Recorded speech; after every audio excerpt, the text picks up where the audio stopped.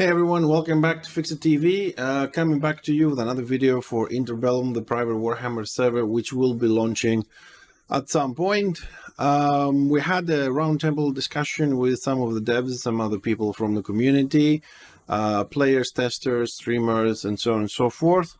And this is the entire conversation that took place for about 3.5 hours. I'm uploading the raw file for you guys to listen to as an initial listen. I will be adding some chapters when I have time, and we will be analyzing a lot of the information because it's 3.5 hours. There's a lot, and I mean like a lot of information there about a lot of different topics. We'll be analyzing that in upcoming streams so we can do a chat between us live. And I'll try and break it down into smaller videos for you guys to see some specific topics with deeper analysis and some conversations. So as always, don't forget to like, subscribe, and comment. I'm sure you're going to have a lot of questions and things, so use the comment section below to ask your questions, leave your comments, your opinions, and I will see you soon to some live chat. Well, appreciate everybody for coming. This is going to be the little roundtable here that we have going on. Like we were talking about, if KPI happens to pop on in, that'd be great. However, you know, if he happens to join, that's one thing there. But again, so if you guys want to just be able to kind of just have some conversations about what's going on here as far as with Interbellum, and then of course any questions you have gathered from community or, you know, with any of us that you want to be able to ask us any questions, just go for it. You know, this whole entire session is going to be recorded. Usually minimum for an hour, if not, probably going to go on for a little bit longer, depending. If you really need to like drop within that amount of time frame, you know, and again, anybody has things that are going on IRL, which is perfectly fine. But yeah, just have a little discussion what's going on. Does that mean you're recording now? I am now. Okay. Did you check it to make sure it works? Yes, it's working just fine. Okay. Well, I'm going to say some of the stuff that I typed just to have it in the recording. So you guys are welcome to ask any and all questions, any follow-up questions, and any discussion during this roundtable. I only ask that the first hour be specifically related to Interbellum, just because of the time frames for the people that are involved. As I stated, I am perfectly okay with opinions that are contrary to our things that we're talking about. So if you disagree, feel free to say. If you have suggestions, feel free to say. I am responsible for the balance team on the staff, and I deal with that all the time. So I'm all about it. Personally, I am an upfront, honest person. I don't like lying. So if I can't tell you something, like if I'm not allowed, I'll let you know that. If I don't know the answer, I'll say the same. So if an answer to your question might sound like I'm dodging, it just means that I'm not describing it well enough for you. So just ask me some follow-ups. Promise I'm not dodging it unless I say I can't tell you or I don't know. Hey, it's Kep. And outside that, I will open it to the floor to let people ask whoever their first questions. And I know this sounds like a round, you know, it's a round robin sort of thing. Anybody can actually go with this and ask anything. So the more engaging you guys are, the better it's going to be for all of us, right?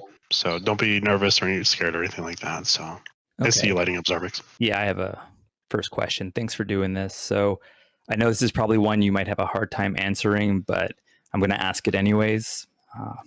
So Interbellum, is it coming out in 2 weeks or 3 weeks? Okay. So here's the robot answer that I have to give in chat all the time, which is Interbellum policies that we don't give ETAs. But I can give you some more information.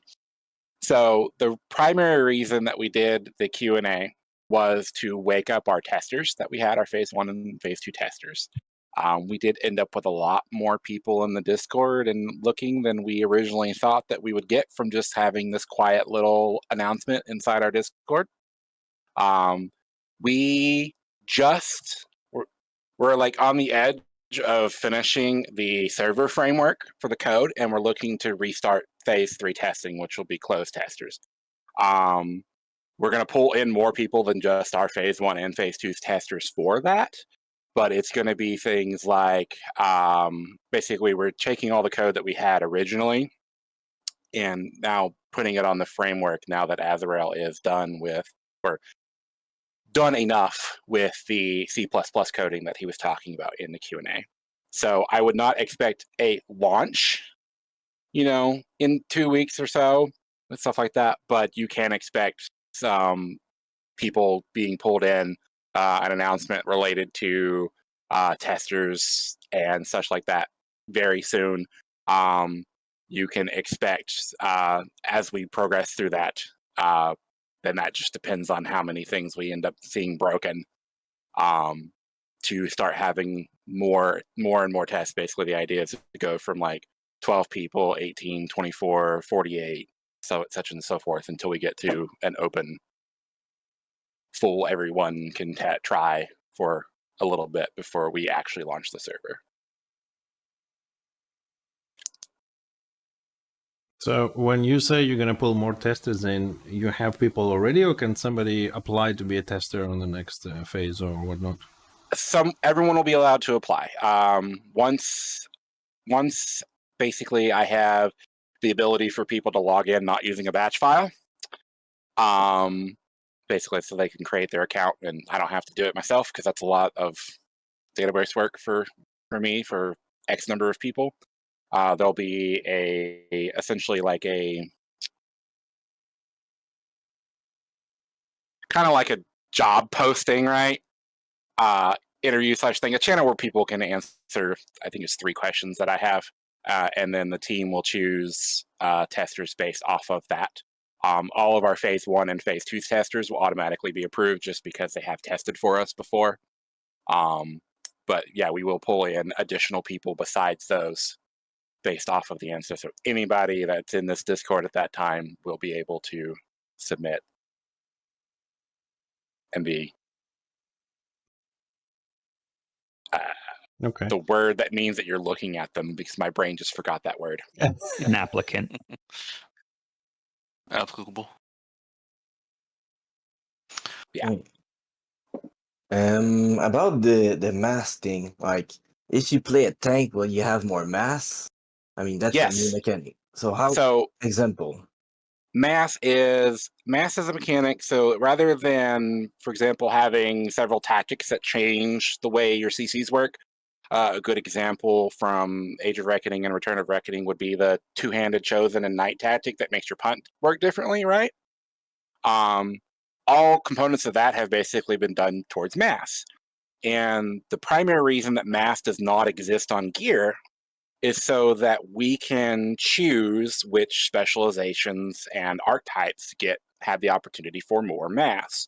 So yes, tanks have more choices to obtain mass than any other class archetype in the game, simply because they're the ones who want to be snared the least, because they usually don't have any way of breaking them, and they're the ones who usually have things like knockbacks, right? So in general, tanks are considered, not all tanks, but like tanks as a general archetype are considered to be more CC oriented, both offensively and defensive CCs. So they will have access to more mass. Archetype tactic for all tanks is called Stabilize. It literally is just +1 mass, and it's a tank only. And let's say you're a healer. Can you add like more mass or remove one to get more speed? Or yes, there are tactics. I showcased a couple of those tactics in the Renown. There are tactics that will remove your mass to gain other benefits. Some healers have the opportunity to increase mass, and some don't. Some have the ability to sacrifice mass in addition for other things. That just depends on the build.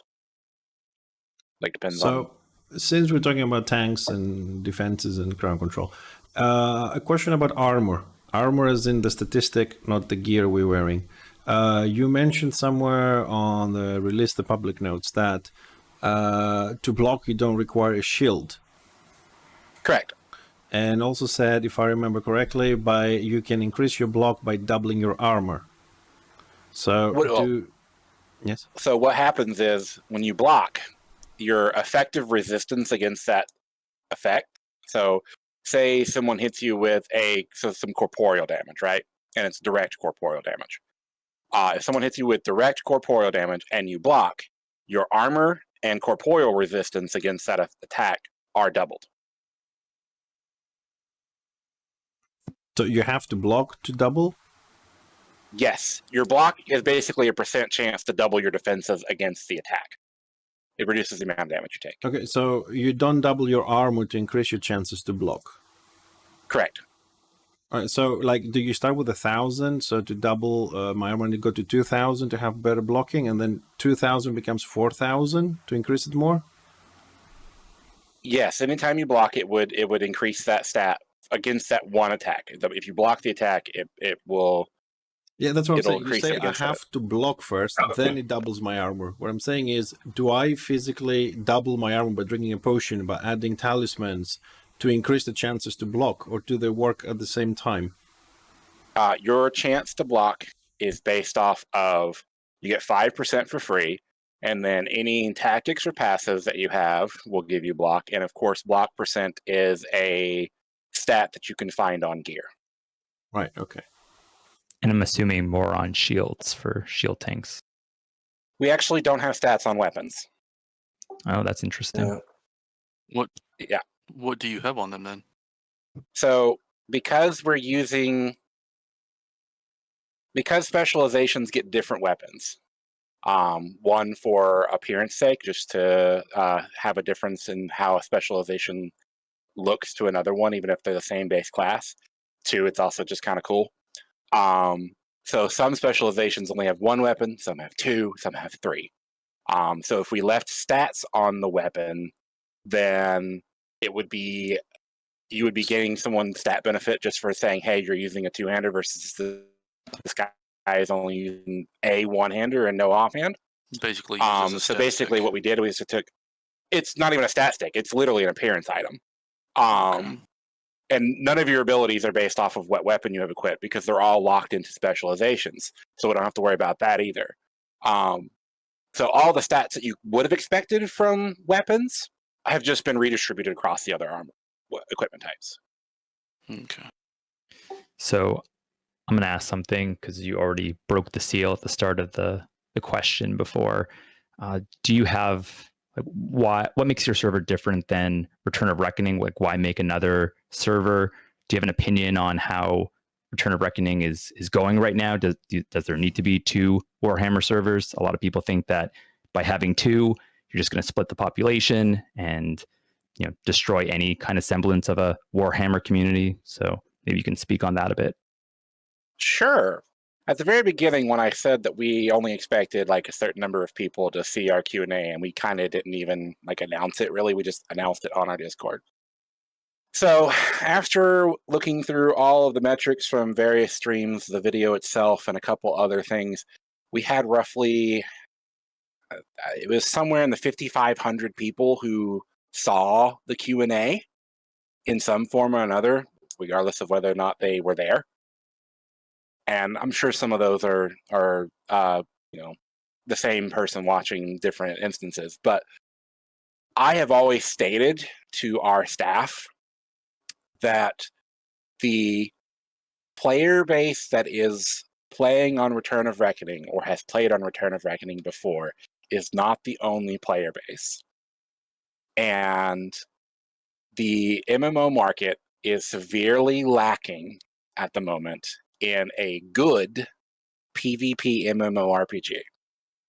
One of the reasons that I kind of tripped over my answer at the end of the Q&A and swapped which direction I was going was because I wanted to say that we are making a PvP MMO, and that's because that market sucks right now.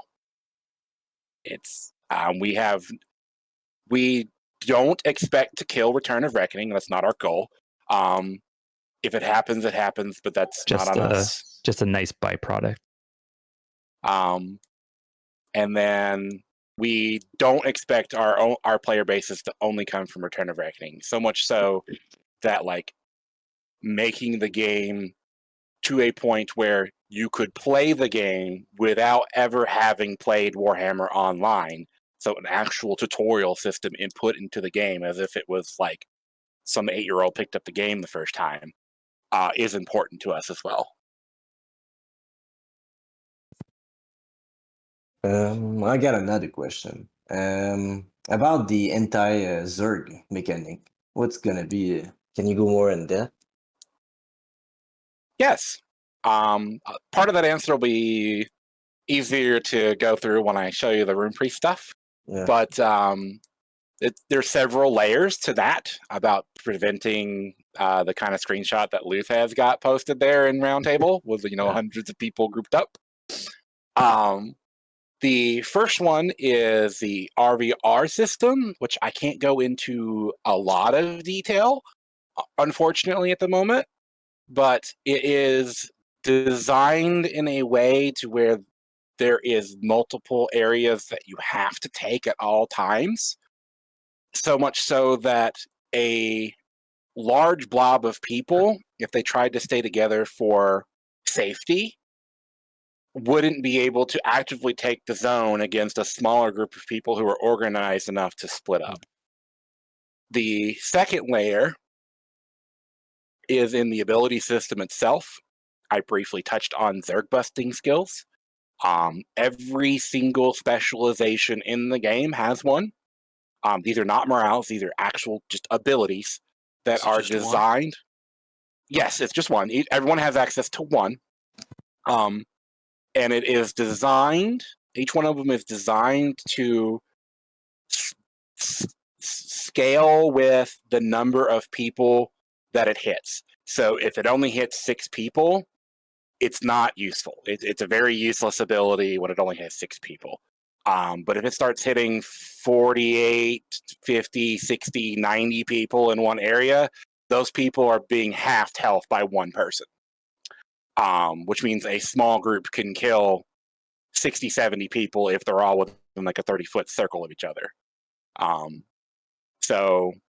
then you've got like the morales that you saw, which is another method of Zerg busting. There's also a couple other interesting things there that affects. So not only is it more difficult to take a zone if you are basically moving as one giant blob, it is not even safe anymore to move as a giant blob. So are you gonna like add more capturing points, or more place to capture flags and stuff, or it's gonna be the same as the vanilla one, or? It will not be the same, but I can't exactly go into. Yeah. So But yeah. From the knowledge that I have, you said that if it's a lot of people, one person can get them to half life with one ability. What happens at keeps? You're gonna have 25 people or 40 or 50 people trying to get through a door. You have 5 people inside shooting them. Yeah. Yep. So you've got the keep won't be the only way to take the zone. I can say that. I can say that. Keep won't be the only way to take the zone. And the keep won't just be a single door inside of with a single funnel.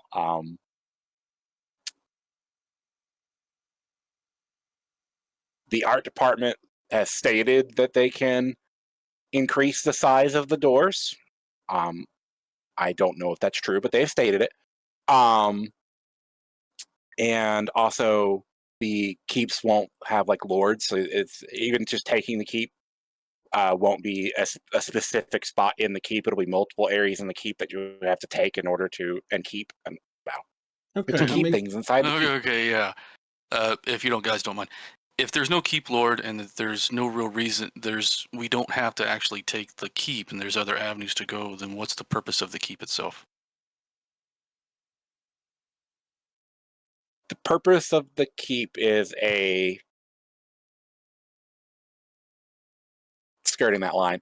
The purpose of the keep is to serve as a respawn point, in addition to respawn teleportation point, and is also responsible for a lot of something that's really important that I can't say. Now I have a question about that siege breaker abilities. You said smaller scale groups basically means they do more damage to larger scale groups. So what is stopping a warband of 24 splitting up in groups of 6, and I'm basically doing a model bomb per group on the big Zerg? Nothing. Don't Zerg. So to bounce off of that, So, oh, sorry, go ahead. but that basically means you're giving them an I win button. Okay, so like I said, these abilities don't function well if you don't hit a large number of people in a small area. They are basically useless. Whenever we go to see, also the abilities themselves are opportunity costed against another powerful ability, which means that you can't take them and also something else that's very useful in smaller scale fighting. So the only way to keep people, well, not the only way, a good way to keep people from blobbing up is to remove the primary reason people do it. It's safe. If it's no longer safe, have you ever played Total War Warhammer 3 or any Total War Warhammer? Hell yeah. What happens when you take all of your infantry and put them in a giant circle and then someone fires a spell at them? Yeah, I got you. So the idea, it's not that we don't want large fights, because it's RVR. We just don't want 96 people in a 30-foot circle. So if you do that, you're dead. Is there or a at least resource? the opportunity. Sorry for interrupting you. Is there a resource on this that has to be built, like morale, or is it literally just hit the button and go?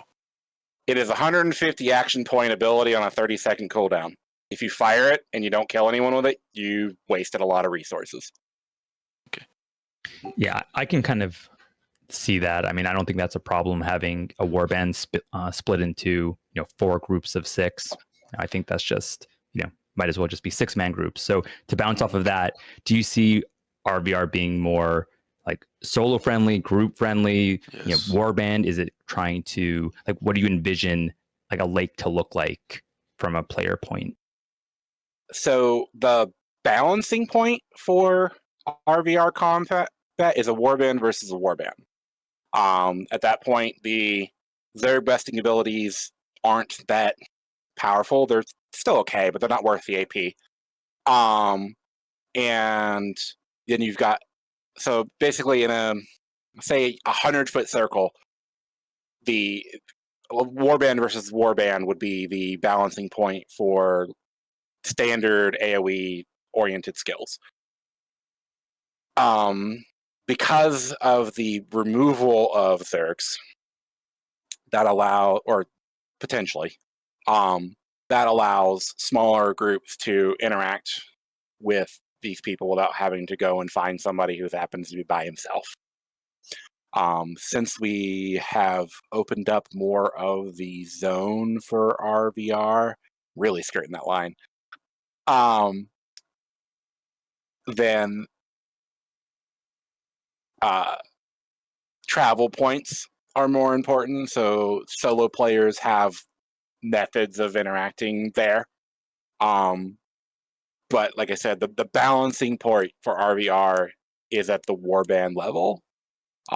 Everything else is just, the farther you go away from that, the farther things get weird.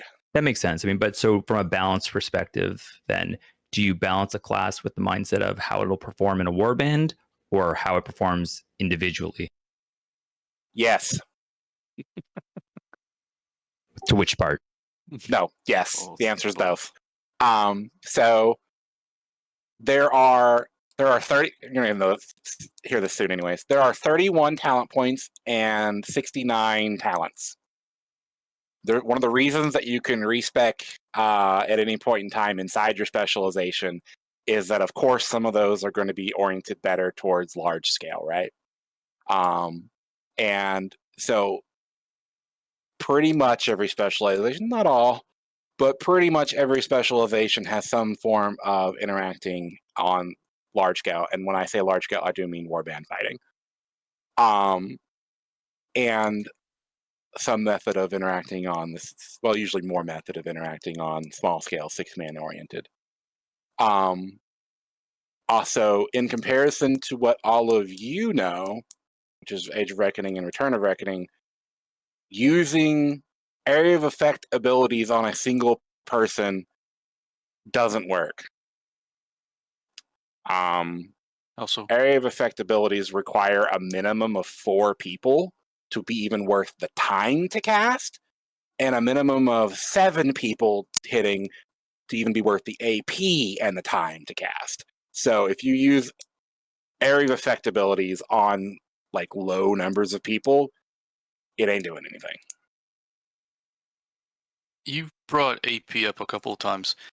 With what we're familiar with Return of Reckoning and Age of Reckoning, able to regen health and AP and so on and so forth, with your new resources to include AP and health, what is the time to regen once it's spent?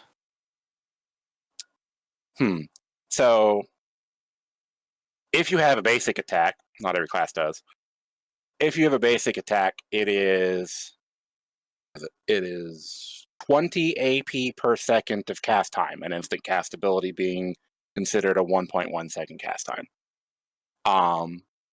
Then you also have the AP per second stat from your gear, which goes into that in addition to any AP per second that you're gaining from generally tactics, some passives, and certain buffs that teammates can give you.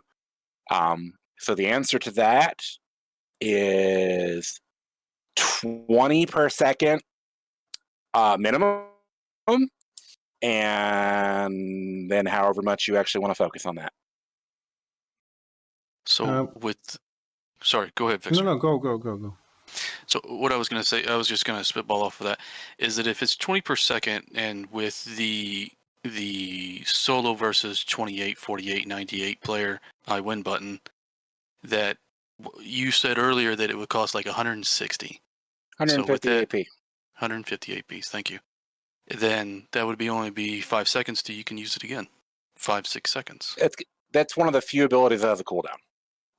It does have a 30-second cooldown standard, all of them. Also, a solo player wouldn't be able to take out a Zerg. It would require a couple. Okay. Yeah, but sorry, if Go I ahead, may, Fix. because you said about the AoE, it's only worth it when you hit like 3-4 or more people. What's going to happen with classes like the Magus or the Engineer when like Grenadiers, 90% is all AoE? And you're fighting a 6-man and you get one guy left, won't those skills be worth anything? Or Because you don't play it? You have abilities that are single target. I get... So... Some things like that... Can I look at the... Or, you know, like the slow from the Archmage or the slow from the Shaman, which is AoE ground floor target abilities, or Rain of Fire from the Bright Wizard. I mean, you're having a small fight, 6-man, they split up, you want to hit 2 of them, is it going to be worth it? You're going to only to use a single target? So that changed a little bit the whole gameplay as we know it. As the number of people dwindle on the other side, if there's a lot, so if you're actively using AoE skills because they're useful to be used, as the number of people dwindle, you would swap to your single target skills. And specializations are not split like they are on Return of Reckoning and Age of Reckoning, where there's like a hard specialization for single target, a hard specialization for AoE. If you are a DPS class, one of the hallmarks of a DPS archetype specialization is that they have good single target and good AoE damage in the tree. So, because they don't have a lot of defenses and support and CC, right? Now, for some support classes, that's a problem, but that's because a lot of your output in the other area that you don't have is related to your archetype and not your damage. So, to use your engineer as an example, a Grenadier engineer, which I believe is a DPS, I would have to check. Pretty sure it's a DPS. It is. No, I meant like on. Oh, sorry. It has cleave dots, which cleave is not AoE. and then it has tactics that make those AoE. So when you get to know something without asking. So in the fight, once the number of targets dwindle, you can actually swap tactics, because on Interbellum you can swap tactics in combat, and you could remove those AoE tactics and get more damage on the dots. That was my next question. If you can change them in combat, okay, I'm cool with that. They do have that effect. Will have a 1 minute cooldown though. You can't do it constantly. Right. One thing to kind of add to that as well, which you'll also see here in a little bit. No, kind of like with Return of Reckoning or Age of Reckoning and how everybody has a cookie cutter build, right?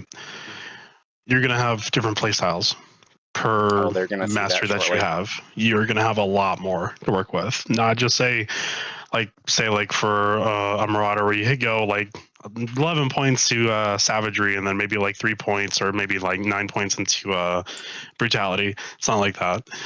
You pick a hard mastery, you stick with it, and you guys are gonna have fun with it. So I'm just gonna go back to my hole. So just to follow on that, now that we're talking about combat and AP and AoE, so is there another MMO or game that you kind of take inspiration from to kind of get an idea of what Interbellum combat will be like? Is it more akin to WoW or a game like Guild Wars 2 or just typical Warhammer combat, or is there something else? Oh man. So we have pulled inspiration from all over. That's a relatively hard. So it's gonna feel like Warhammer when you play. It was just a couple things that were just terrible designs before. An example of like AoEs being useful as soon as you hit 2 people, which is how it was on Age of Reckoning. And infinite resources is gone. Just infinite resources means that you have to use too many cooldowns.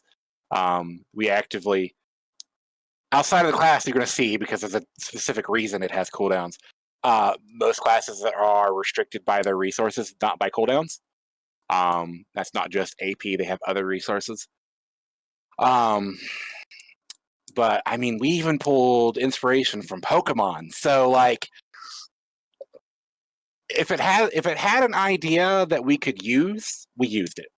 And that actually expands out to the community and our testers.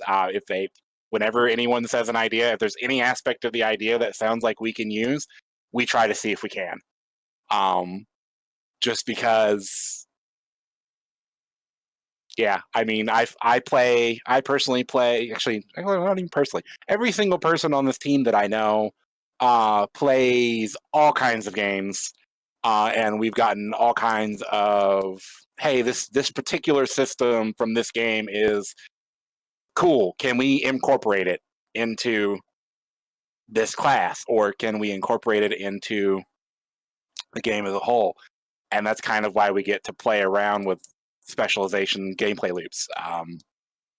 So certain specializations and classes will play exactly like you know them do from Warhammer, and then others won't.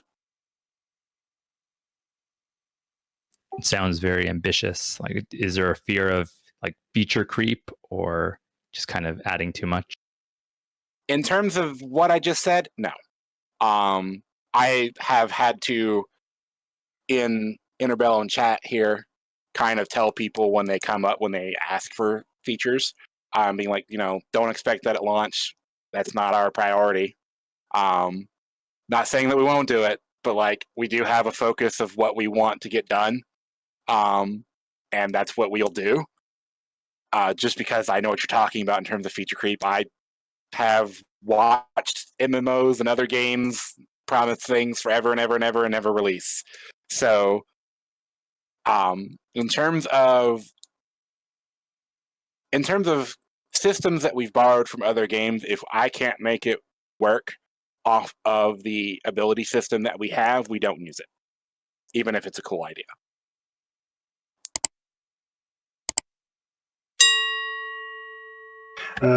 I have a question a little bit off topic of this story, but this is a question I've been asked a couple of times now from multiple people on Discord themselves. Is there any plan of doing anything about toxic behavior in the game. And with the toxic behavior, I mean like teabagging, puking, stuff like that towards other players.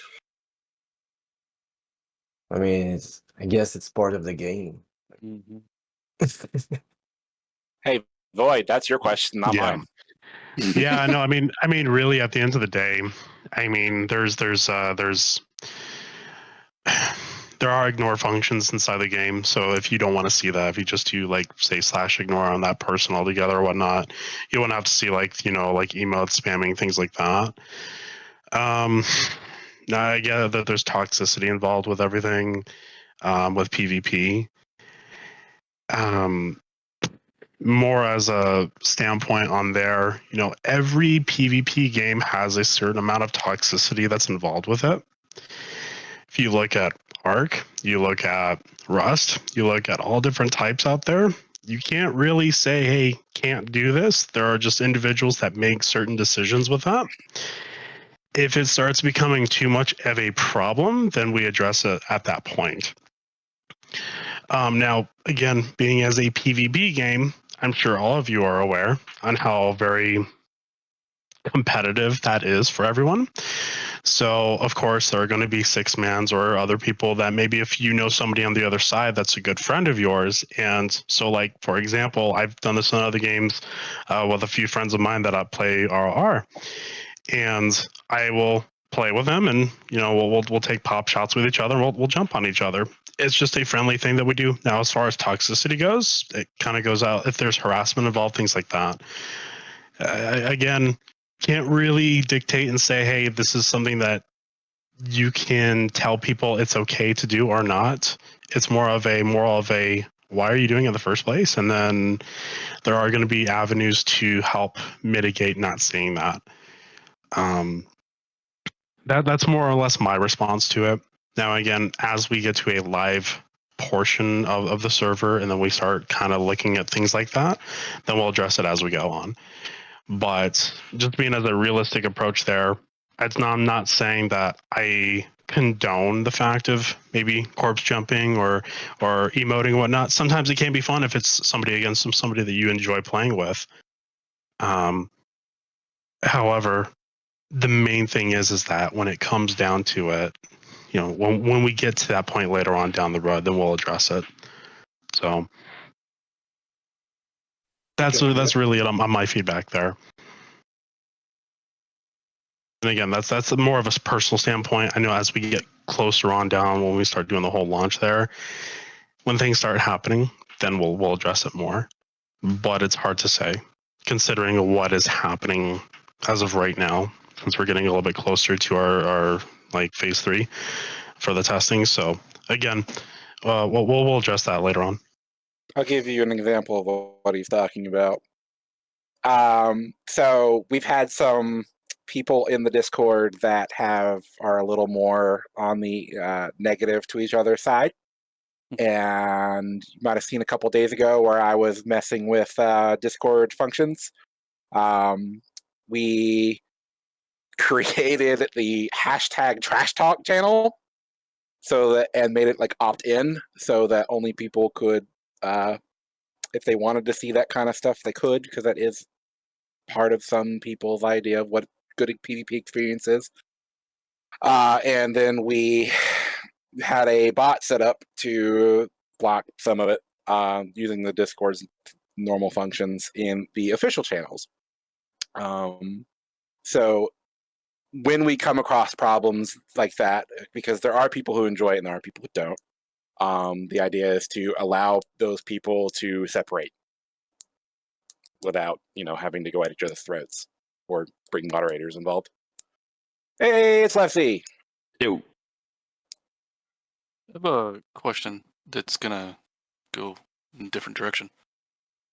With the instance dungeons that are in the game right now, it seems to me your game is going to be more baseline, more strictly PvP than PvE, PQ, so on and so forth. How are you, or are you even going to incorporate those dungeons into the game? And, PvE and if you do, how so? PvE is not my primary concern at the moment. I did kind of showcase that we have a rough idea of what we want to do related to that, because the game design will be focused, the abilities for the classes and stuff will be focused on PvP. So PvE will have to be designed with those abilities in mind rather than changing the abilities to fix PvE. We have left like areas of design strictly like corded off for PvE in the future. I use tome tactics as an example.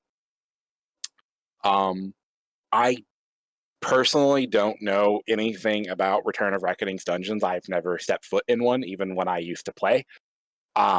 Just because that wasn't my cup of tea when I played Warhammer. But an example I used was the example that I tested with.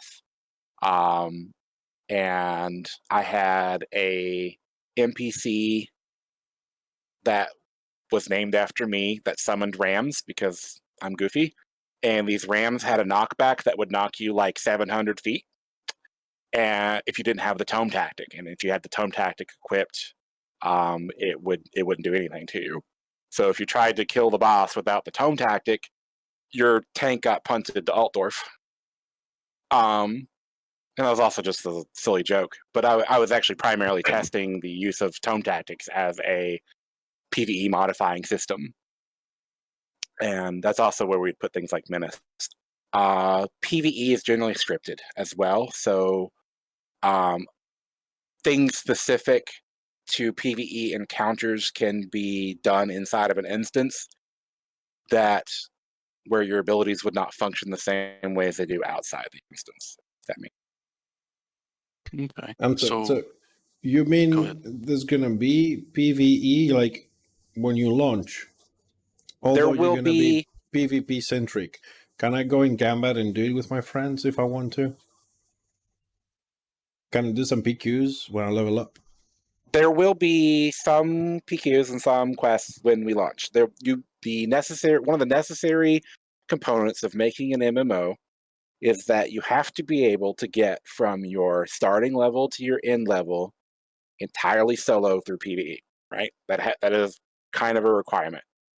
Just because it is possible, because I'm not insane. There are time periods when there won't be enough people. Say you log in at 4 o'clock in the morning, you just kind of want to level a character or something. You have to be able to do that. So we will have PvE when we launch. I'm just saying, don't expect a whole lot of it at launch. That is something that'll come later, or unless I obtain a decent coder that wants to work on PvE. I will do the minimum necessary to make an MMO and focus the rest on PvP. You are focused on PvP, but eventually, you will Yes. work on PvE to have some different experience for other people as well. Yes. Since we're on this topic, I'm sorry, just one more question. You've mentioned on the public releases that this is a PvP centric, and you can get all your materials from PvP, like from the crates of goods. So if somebody, it's 4 o'clock in the morning, there isn't any PvP, can they still go and kill bats and scorpions and lizards and whatever and get the mats? Like, there's going to be a dual way of doing it, or if it's 4 o'clock in the morning and there's no PvP, then you have to wait until something happens. You can obtain things from PvE if you so choose. Yes. Okay. Crafting. Are y'all going to basically do it the same way, or is it going to be your take on it, and how so? So the two primary crafting professions will still function relatively close to the same. Their outputs will be different. Potions will be different than what you're used to, just because flat stat potions are not interesting. Can we have an example on that? And will it also be, you're only allowed this and this? You have to have 3 characters to have all of it, or can one character have everything? You'll have to have multiple characters if you want to interact with the entire crafting profession, unless you pull your materials out of the boxes. But that's like, and talisman making will have some other things to create other than talismans. There's also a post-launch goal, and I very stress that post-launch. It's not something that's on our head. There was a third profession in the client, Right, blacksmithing. from Mythic. Yeah. We've touched on that as a team. Like I said, that is post-launch, so you might see a third profession at some point in the future, but not at launch. I'm ready for some Dowie action. All right, Okay. I'll ask later then. Yeah, same here. Okay. I have a lot of questions gaming wise, so I'll be here. wait. I'll Okay. be here. Mm. I have pretty much 6 hours and 10 minutes, so I highly doubt you guys will take that much time of my time. We'll So see. you might. Who knows? We'll see Yeah, what we we'll can see. do about that. But I have to stay here and record all of it. So Yes, you I have do. to be here. Yeah, do your Yes. job. So, what I'm about to show you is something that I had to scramble to put together in like an hour or a day and a half, because it was based off votes, and I can only give you what you voted and not the rest of it. I had to strip all artwork from it that's not in the client or owned by Interbellum. So that was fun. So it's going to be a little bit less pretty than I show to team, because we use a visualization of things for staff, just because giant blocks of text aren't as great at explaining things as pretty pictures to go along with it, right? Or in the case of this, a conversation. So I can't show you gameplay footage either, because that's also restricted by art. So what I'm posting in Private Roundtable is a page. It's a visualized builder for the Rune Scribe, which includes all 3 specializations of the Rune Priest. There is a couple things that are wrong in the code. For example, you can put points in multiple trees. You can't do that in game, so you'll have to control yourself on that. And like I said, the background pictures are black just because I can't show the artwork, because I mostly, when I show this to team members, I put pretty pictures from Games Workshop of these classes, right? So yeah. So here we can only put points in one tree, right? Yes, the builder will let you, because I did, I put this up in like, I copied over some code and then that's clear. That's clear. I'm just clarifying. Yeah. In the live version, when it comes out, we only put points in one of those 3 trees. Yes, you actually will only even see one of these when you choose your specialization. You won't see the other 2 when you're on the screen. Looking at this, and we're able to pick tactics. Are tactics not going to be upon level now? I'm going to go through that right now to explain some of this. It's one of the reasons why this isn't. This is one of the reasons why this isn't public right now. So everything on those first 2 rows that already has a point spent in it, that's the stuff you're going to get for free. You will have all of that by level 10. That is 8 free abilities, 4 free tactics, a weapon skill just to show you that they use different weapons, and 1 morale of each slot. So you basically have enough to fill everything that you get for free. Or every slot you have something there for it.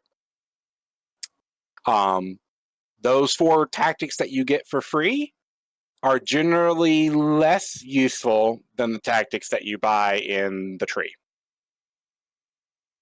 Because duh.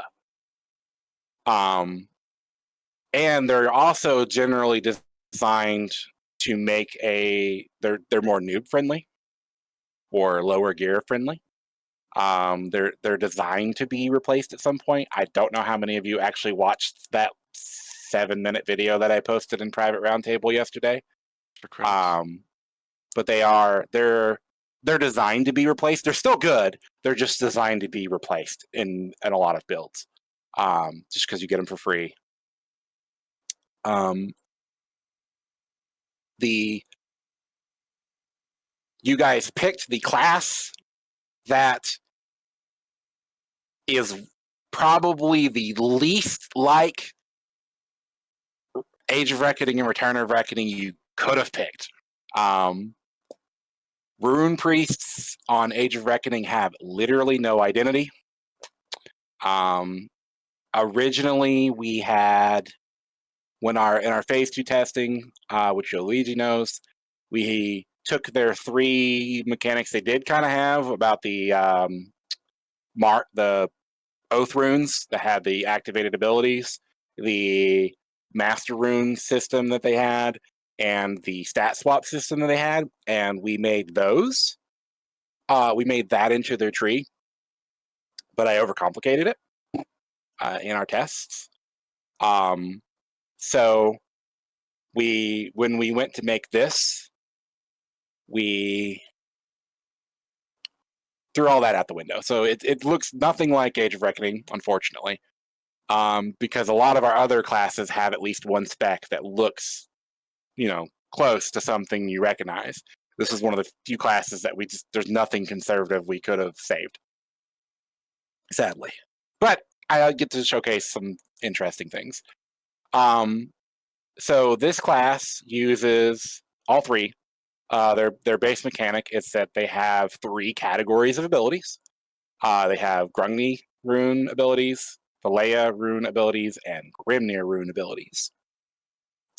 Whenever they use any ability here, they put that rune on cooldown, so they can't use any other ability from that same category for 8 seconds at default value. They have almost all of their abilities are either no action point cost or lower action point cost because of that shared cooldown system and because of the next thing I'm going to say. They all have an ability called Rune Augmentation. It's that 3rd ability on the top there. It's off the GCD, and it causes your next ability to be used to be Rune Augmented and not trigger those 3 ancestor runes that I just described. So the base gameplay for Rune Priests, or Rune Scribes, which goes to all 3, is whenever you basically are controlling which one of your abilities go on cooldown and when they don't. And when you press that button, the ability gets better. And that's at the cost of AP. And you can do that repeatedly. There's no cooldown on that rune augmentation. So however much AP you have, you can do that. But once you run out of AP, rather than using basic attacks, you could still use abilities and put them on cooldown. And like I said, this is just the least Age of Reckoning looking class, but that's what you guys voted for, so that's what I put. And you should pick the engineer, but Yeah. Yeah, Magus, Dio, Zealot. One thing to know real quick, I don't know if you guys have noticed this. So if you go that rune augmentation right, just to kind of showcase this, if you go 1 or you go 2 more to the right, you find Rune of Striking, go down 1. And those are your masteries for all the branches there. So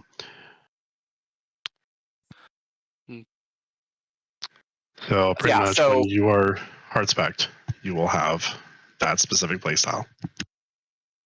So the 3 specializations here, you've got Rune Lords, which are an offensive support, which is what that icon next to Rune Lord is. They use 2-handed hammers. They fight. They have some melee abilities and they have some short-ranged abilities, like 50 foot. And that's because Rune Priests in lore don't exist. But Rune Magic does. And Rune Magic is generally buffs on armor and weapons, right? And so their playstyle interacts that way too. So for example, like their ability one of their abilities makes their allies do more damage. It's basically similar to putting a rune onto their weapon. You can throw your hammer as a skill because you have a rune on the hammer that lets you throw it. And most of their skills give buffs to teammates. And or they reduce stats from their enemies. For example, like Into the Crucible makes your dot also apply stacks of reduced armor every time it takes. They also have a mass reduction ability, which is pretty rare in the game, down at the bottom, called Rune of Impact. If you play around with the builder, you'll find that it's very difficult to get everything you want. That's what I've heard from most people that have seen our builders. Rune Smith plays kind of similar to the Rune Lord, except it uses a one-handed hammer instead. They're the actual class that exists in lore, and they just have a lot more defensive-oriented buffs for their team, and are a little bit harder to kill because they don't do as much damage. And then Rune Priest is the healer, and it has... Actually, you know what? I'll just let you guys go through it, and then you can ask. Also, know that the top left where it says Rune Scribe, it says required points and points left. This is where you can actually start interacting with it and kind of see what you want. And then you realize that it's not a cookie cutter build like we were talking about earlier. So there's different playstyles in one specific cast and mastery, right? So yeah, go ahead and just review over it, and then if you have any questions on those, Sorry for interrupting. How many renowned tactics are we allowed to have? You'll have 2. You'll get several of them for free, which are not listed here on this builder. That one at the bottom that you see is every class has at least one renowned tactic in their mastery builds. But yeah, a lot of the ones that I posted in the adrenaline system document, you get a lot of those for free, or you earn them in a relatively easy way. And we have to spend, like old school WoW, we have to spend 5 in each line before we go to the next one. Yep. Okay.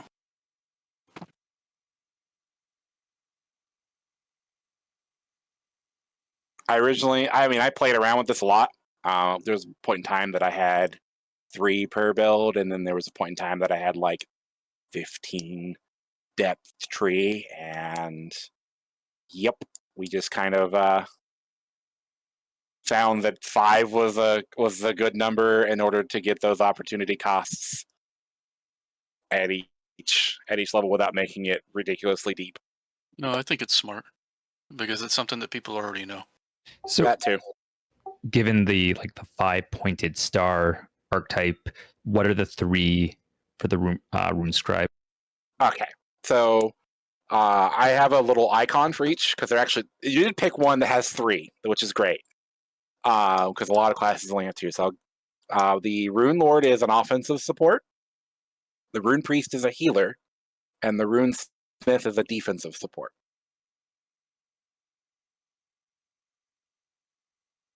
So bouncing off that, since there's the 5 in Interbellum, like the DPS, tank, healer, offensive support, and defensive support, what is the group size? Is it still 6? And what's the typical group makeup going to look like? Or is that more freeform? The group size is still 6, and the group composition is freeform. Example I've given to teammates or team members is, say, if you've got a DPS that goes super ham on their gear for defensive stats, sacrifices every form of defensive stats that they possibly can, right? Because they can in our system. If they are removed from guard range, they'll die almost instantly. And Luigi can attest to that because he saw that in previous tests. If you go super offensive, you'll die as soon as you're no longer guarded. However, if you've got a defensive support on your team, you probably can survive even if your tanks are no longer in range. There are certain specializations that use more damage to get their effects, or there's just certain tanks or certain healers that do more damage than others at the cost of some other stuff. And at that point, having a offensive support rather than a second DPS is probably more beneficial to your group. because more people of your group are actually doing damage.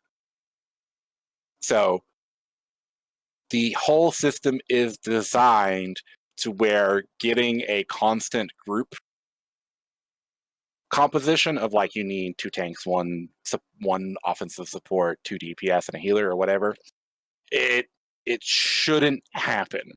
And if it does, that's what the seasonal changes are for, so we can fix it. How often are going to be your seasonal changes? Right now, the time frame is looking at 4 months. That might change. Every 4 months? That's the really rough idea of it, yes. Thank you. So, since we're on the topic here about defensive support and all this kind of thing, quick question. In the 2 previous versions, Age and Return of Reckoning, crowd control, it has been used, but it was never picked by players. It was more beneficial. It was preferred not to have someone who specializes on crowd control and buffs or debuffs, but to just go for pure damage and just kill before you're killed. So with the changes you guys are doing on the way the crowd control is working, mass, and a lot of the other things, would a class that specializes on hard CC would be useful, or is this going to be, now forget it, better to have a DPS in our team on this new system? Yes, it will. Tanks generally have access to a lot of CCs. There are a couple of non-tank specializations that have a lot of CC for that purpose. One of the primary reasons that we split up the CC into, we split up the hard CCs into 3 categories rather than 2, was to allow those other CCs to be more useful, because on Return of Reckoning and Age of Reckoning, for example, if you knock someone down, you can't silence them. So a lot of times those other CCs weren't used just because there's only 2 immunity groups. So yes, we expect CC to be more impactful when used appropriately than it is before. Just still have ways of not being CC'd because no one likes to not have full control of their character for ever. Yeah, if I remember, there's also going to be a cooldown on slow, right? Yes, there is a CC immunity on Ensnared. Yeah, okay, thank you.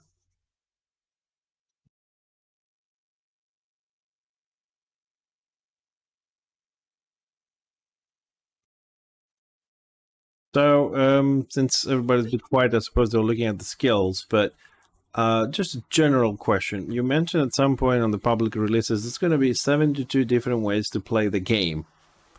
That means 72 ways, different ways to play the game, like for all 24 classes, the 72 ways, or 24 times 3 is 72. Right, okay. Yeah, that's where that number came from. We don't believe in mirroring. So the Zealot does not look like this. Nothing looks like this. This style of gameplay, this cooldown management augmentation system is unique to the Rune Scribe. Sorry, because I'm However, not really familiar with the Zealot, so I can understand this, but you're telling me that the engineer gameplay will have nothing to do with the Magus gameplay? correct. Okay. Because Yeah, like right I'm now, like the that. way it is on the 2 previous versions, they're almost identical, just have different damage and a couple of different spells. It's called quasi mirrors. That's Yeah. how Mythic built their system, and Return of Reckoning went with it. We're not doing that. There's only a couple of aspects of things that we mirrored just because they needed to be. A good example is like the Knights Aura system. We couldn't have one side have the Aura system and the other side not. So there's a couple like sub mechanics that are mirrored, because I consider that a sub mechanic. But like the gameplay loop for classes is different. Like I said, the Zealot does not look like this. Magus does not look like the Engineer in terms of how it plays. Like they're different. We do not believe in mirrors as much as we can get away with. Okay. I've got a question. With I know this is way down the line, and it's probably retarded for me to even ask this, but in the game, you always hear the rumor say for a Garungi, for Valea, and all that. So whichever spec that they pick, are you going to have that EP, that role play for the character to only say those things? No. Looking down the line. For especially in this example, because if you notice, each one of these specs uses all three. If you really delve into it, you'll realize that each one slightly favors one. So you're right about that. They do have slight favoritism, but they each do use all three of those ancestors that were pulled straight from lore. I actually could have pulled more, but having more than 3 cooldown categories is too complicated. So for the player, so we went with 3, and we went with the 3 most revered ancestor dwarves. Is this also going to apply to all of the classes? In what way? So, for instance, am I going to be able to have a Slaneshi chosen, a Khorne chosen, and all of that, and then Yes. with BOs, with orcs, and how are you going to do that? So does anyone remember which thread I posted that in? Because it wasn't. I can go look for it. I know what you're talking about. It's the one with the Nurgle, Khorne, and Slanesh for chosen. Yeah. Yeah. I found it. It's in obtaining combat gear. Where was it at? And I'll go find it myself.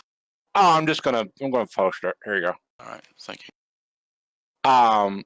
So yes, we are, as much as possible, we have pulled in as much lore as we possibly can fit into the game without breaking.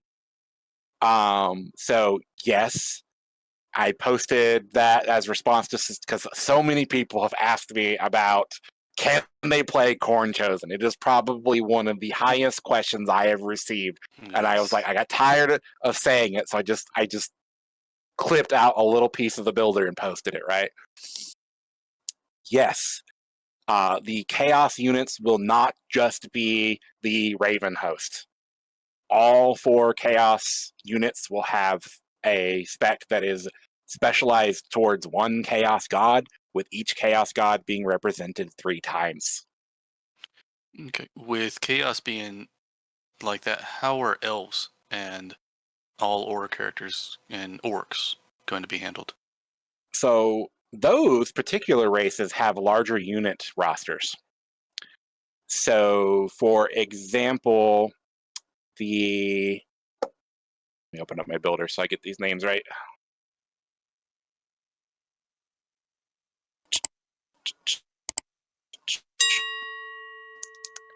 So, for example, what you guys know to be the Swordmaster, since you said High Elves. The Swordmaster for Interbellum, the default name is called the Apprentice of the White Tower. And the 3 specializations for the Apprentice of the White Tower is a High Elf Commander, a High Elf Swordmaster, and a High Elf Lore Master. So we have pulled in the extra unit types to fill out our specializations where possible.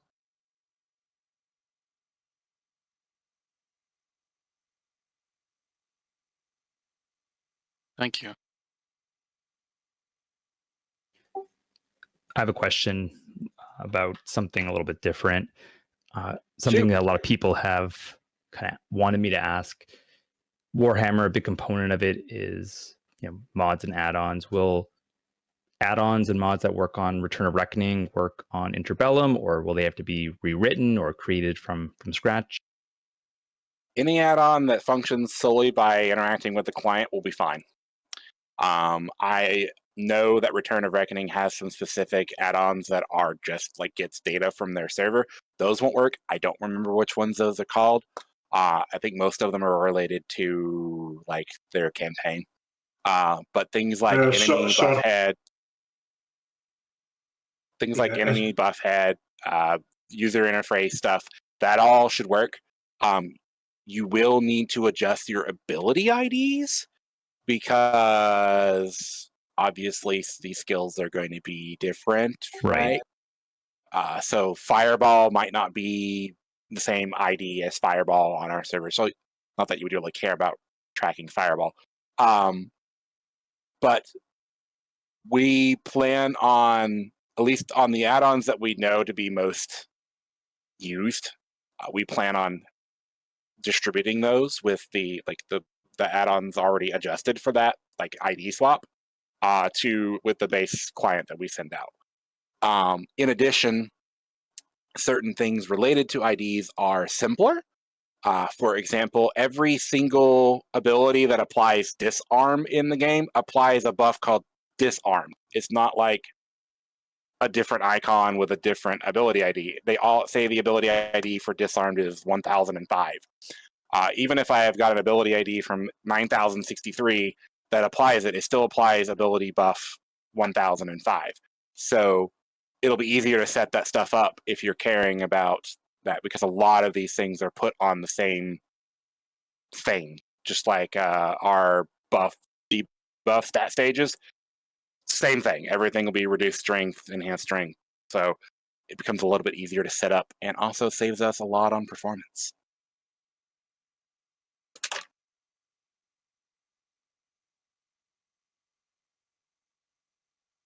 So I'll ask something again, since a little bit quiet right now.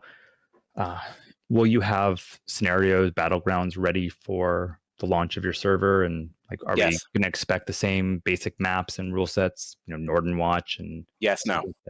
Okay. Yes, we will have scenarios. Yes, you can expect a lot of this. You'll expect the maps. The design for the ones that suck will be changed. Sorry, what will be Because some of them changed? objectively suck. Scenarios, scenarios that objectively suck, will be changed. Are you gonna have scenarios with which you can win by like doing objectives, or all of them gonna be, big fight in the middle, get one flag, move to the next flag again, a big mosh pit, and then again a mosh pit, or they're gonna be more tactical scenarios as well? Most scenarios will be objective based. We will have some scenarios that are literally just team deathmatch or elimination. But the majority of scenarios are going to be objective based, and the value of kills from what you're knowing will be diminished, because getting the objective means that you are killing people for the objective. That is a general overarching concept of Interbellum, is outside of a handful of places where kills are the reason you're there. Kills are a necessary component of obtaining objective. Yeah, because like in Age of Reckoning, half the scenarios, or half, it's from the top of my head, you had to control objectives, so the people playing, the groups, were split in this objective, that one, and if for any reason you were overpowered from the other team that had, better geared players, and you were losing the fight game, you could sneak around, get the objective, and still win the scenario. But on ROR lately, they've changed everything into Zerg fest and grabbing one flag to the next, so you're forced to stay there. And if you're overpowered, people just stop playing. And because I love scenarios, that's why I'm asking if there's going to be tactical ones, because that style just makes people want to AFK. So, all right, I'll give you. Go ahead. Sorry for interrupting, but just to piggyback off of Fixer, there's also the mechanic in ROR for where it's control middle and that's it. So yes, so when we were doing phase 2 testing, I was actually adjusting some scenarios because I knew that certain things. So, for example, on Northern Watch, everyone knows on Northern Watch that the flag up at the top of the mountain is the only flag that matters, right? Because it provides twice as much points as the other two nodes for some reason. Very simple fix of Northern Watch is to just make all the flags be the same value, so holding 2 is more valuable than holding 1, no matter what. There's also, I think later we actually even added a catch-up mechanic to where if you were a certain number of points behind, if you owned 2 flags, you would gain more points than normal. So certain scenarios like that are fixed by just adjusting the rule set they already have a little bit. And then other scenarios are just complete crap. and would need to be redesigned entirely.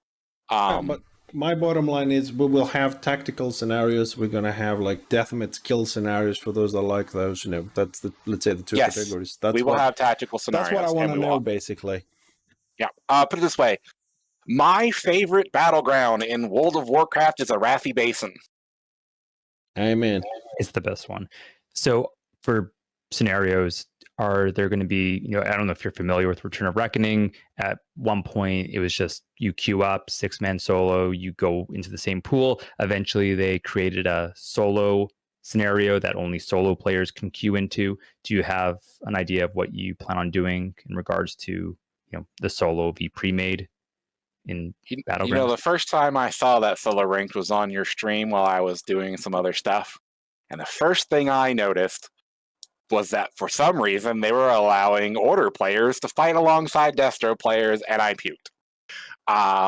Because that is a gross thing of lore. They had I think it was an Ironbreaker fighting alongside a Blackguard or something. But so in terms of ranked, solo ranked will probably not exist for a long time because we want people to group. It's not saying that I'm ignoring solo. We have designed certain aspects of gameplay for solo players, but like the primary function of an MMO is to get people to play with other people.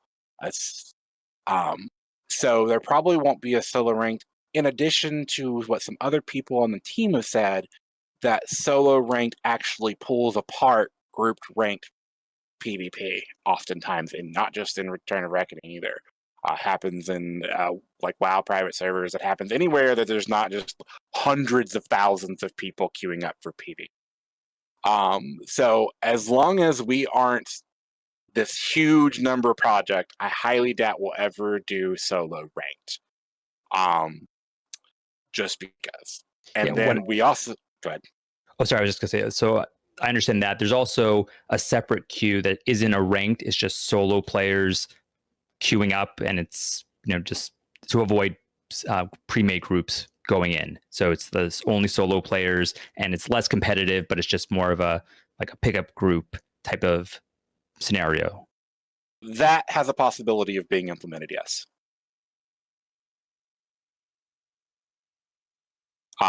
You encourage solo play and you encourage pug play. What protections do you have for both versus the, you know, the pre-made and the Zerg?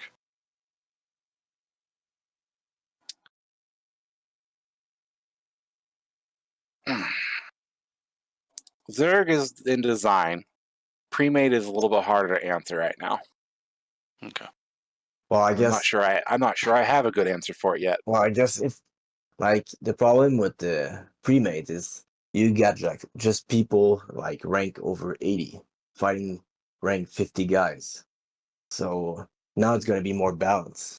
If we get the max gear sooner, even if it's not the best stats, it's gonna be a little bit more That's true. people fear. That was gonna be sorry, I'm sorry. It's okay. When we had a forum 2 years ago, I remember writing something there, but it's not been in my mind for a little bit because I haven't had to worry about it. We wrote something related to it. I think it was something related to the queue. I don't remember it. I know we once discussed it. It's been a while because it's not what I've actively been working on for the past bit. Well, just a suggestion on the table kind of thing. Since we're talking about scenarios, and scenarios is my favorite thing in this game for myself. If there's going to be a pack solo scenario, I'm not talking about ranked. I don't like ranked myself, whether it's group or not, but the casual stuff. You have to look at the mechanism where you can check if there's 6 people queuing at the same time from the same guild, the same alliance. So they're trying to bypass the solo mechanism and things like that. Because over the last years we've been playing on other servers, that's been a problem. So keep that in mind when you're designing your system, if there's something you can put in there, because it has created, because besides the gameplay, we have to look, or you have to look, or your designers here, how that affects the psychology of the player. Because when somebody comes into play, whether it's as RVR, that is scenario, and he's playing alone, and he's queues up on a solo scenario, all right? I'm really stickler about the definitions here. Pug solo scenario, and he ends up playing against the same 6 people, which it can happen, other people play solo, but then he says, okay, hold on a second, this is 6 people from the same guild. We have a problem there. So keep that in mind if there's something can be done, because I don't know if program-wise something can be done with that. To be honest, Designing against go for it. Designing against well, just talk, John. Don't type. But designing against bad actors is something that we have to keep track of. That's something I've stated in public, but not in like any particular area. That you always have to design things to keep. If someone is doing a behavior you don't like, you need to change the design. Because trying to use moderation is not a good idea. So while I don't have an answer to that right now, because I don't have the stuff around me about the queuing system that I had 2 years ago.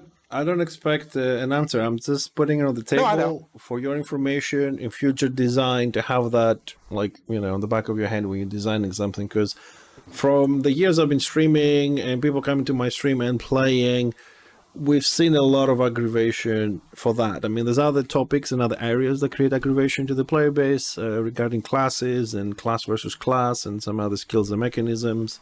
But since we're talking about scenarios, I thought it would be nice to put that on the table. Yep. If I may weigh in on that. Yeah, go ahead, John. Oh, cheers. Yeah, so I think it's a double-edged sword, isn't it, with regards to finding that balance for solo players.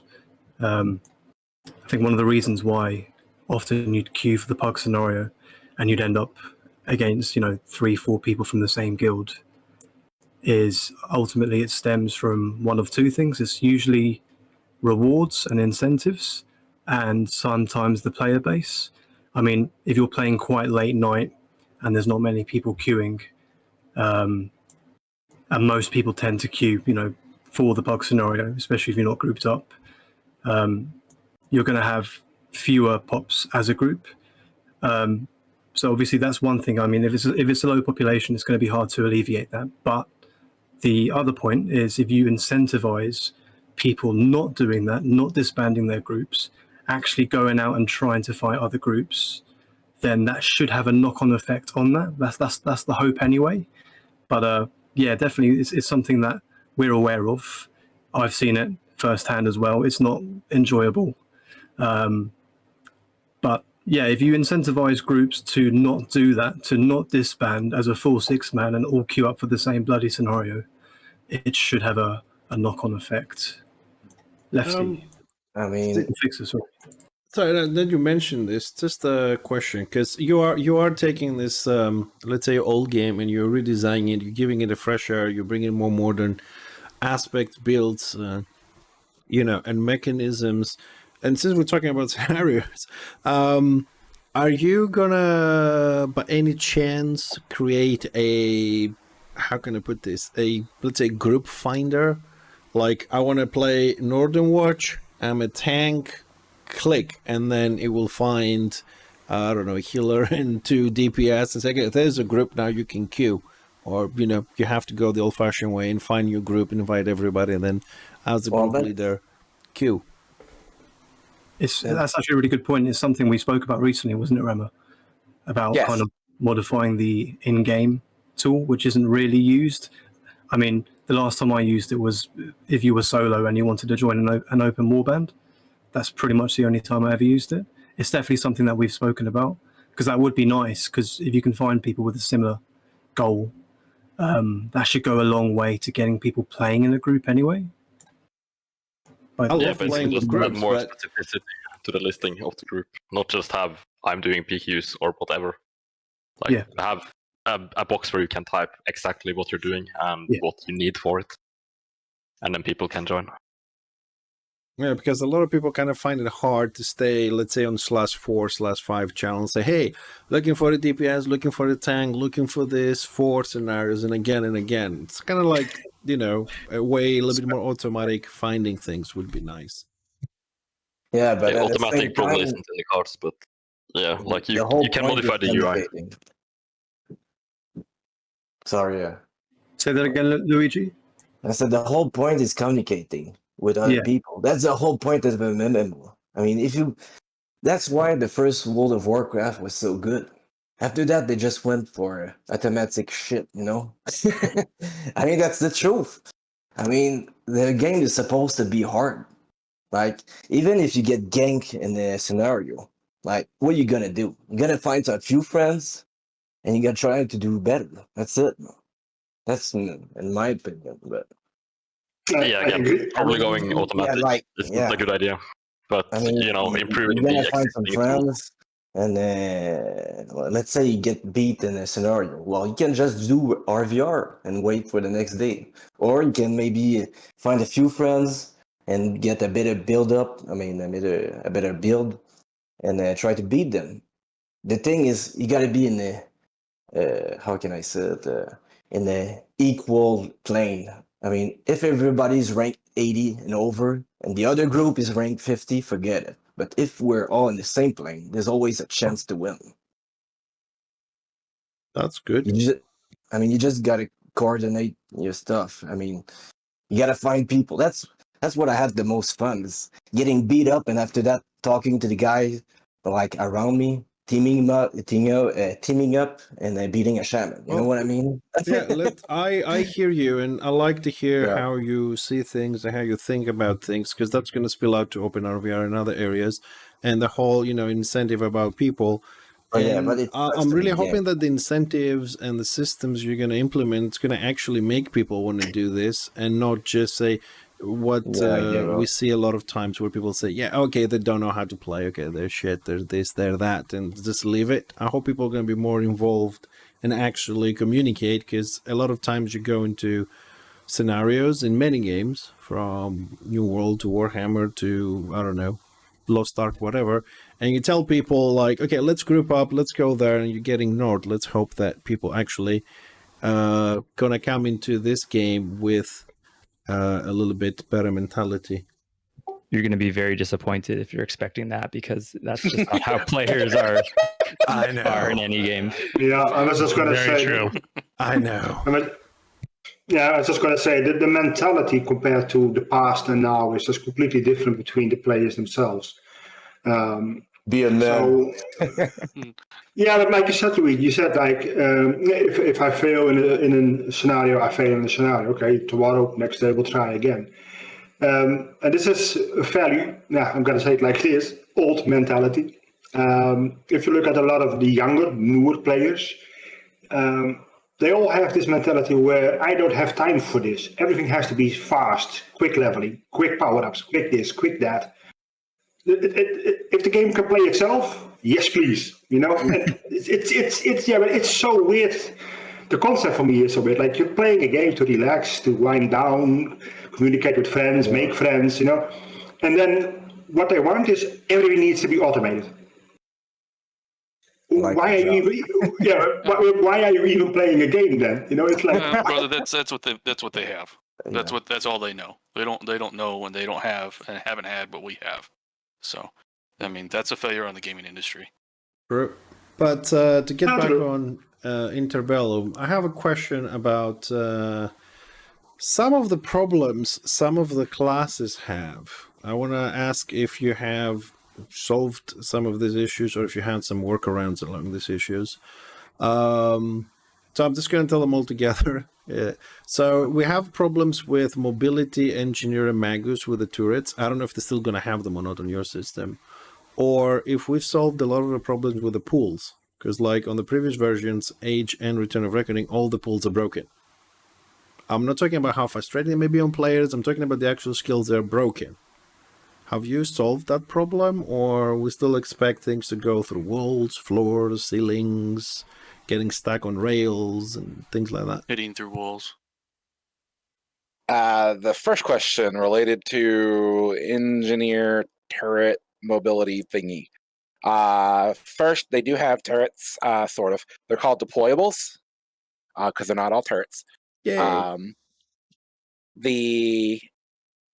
One of the specs does not even have a turret, so that lets you know that their primary mechanic is not related to their pet.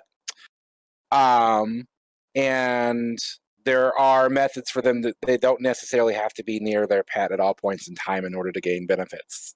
Same with the Magus, they work that different ways, but there is, you are not stuck in one position in order to gain, what is it, 40% power is what it is on Return of Reckoning, or is it 20 now? Nerf. Well, whatever. Anyways, that's not a thing. That whole mechanic is gone, and you don't need it. Now, there is benefits to standing, at least for Rifleman spec, there's a benefit for standing near your pet. But it's not a requirement. It's more of like a option resource management thing. You can still be away from your pet as long as you don't need that resource management, which means there's good windows of time that you don't have to be near it. Same with the Magus. Are the pets going to share health with the summoner? By share health, do you mean if I hit the pet, I hit the summoner too? No. Yes and no. More along the lines of, are the pets just going to be an easy 2-shot or for some melee healer to feed off of? Pets will have defensive stats. They will not be 2-shottable. Okay. In our previous testing, we actually had a stack of a buff on it that basically made them ridiculously hard to kill until you hit them like 5 or 6 times. They basically had like a huge amount of defensive stats that was like reduced every time you hit them. We've changed that, but we have adjusted that in the past. Okay, and we will. Yeah. Okay. I just want to elaborate a bit on Orthogogon. Sorry, I'm always going to say your surname. I'm sorry, your name. Yeah.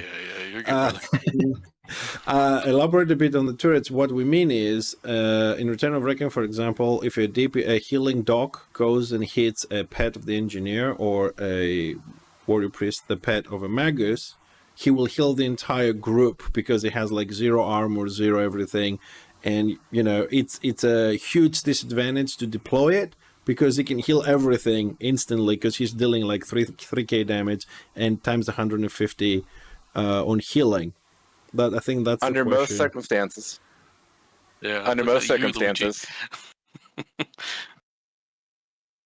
Well, sorry, under default circumstances, not assuming any other modifications that you might use to your pet, your turret is going to have at least as much defense as you, probably more, but it will have at least as much defense as you.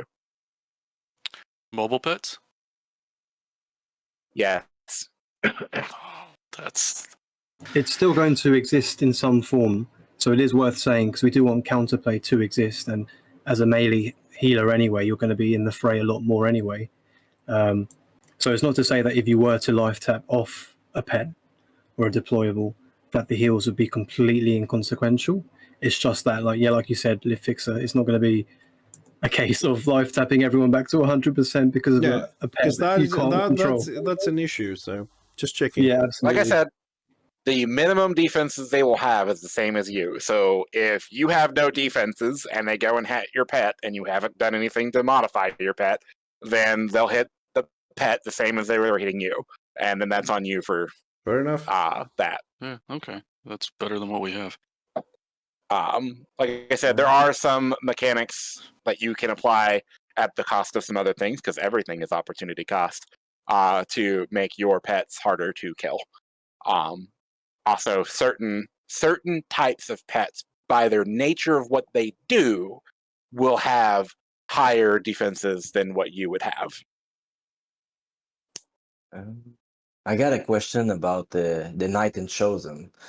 I don't remember, but does the aura is passive, or it was something you would proc and wait for another one?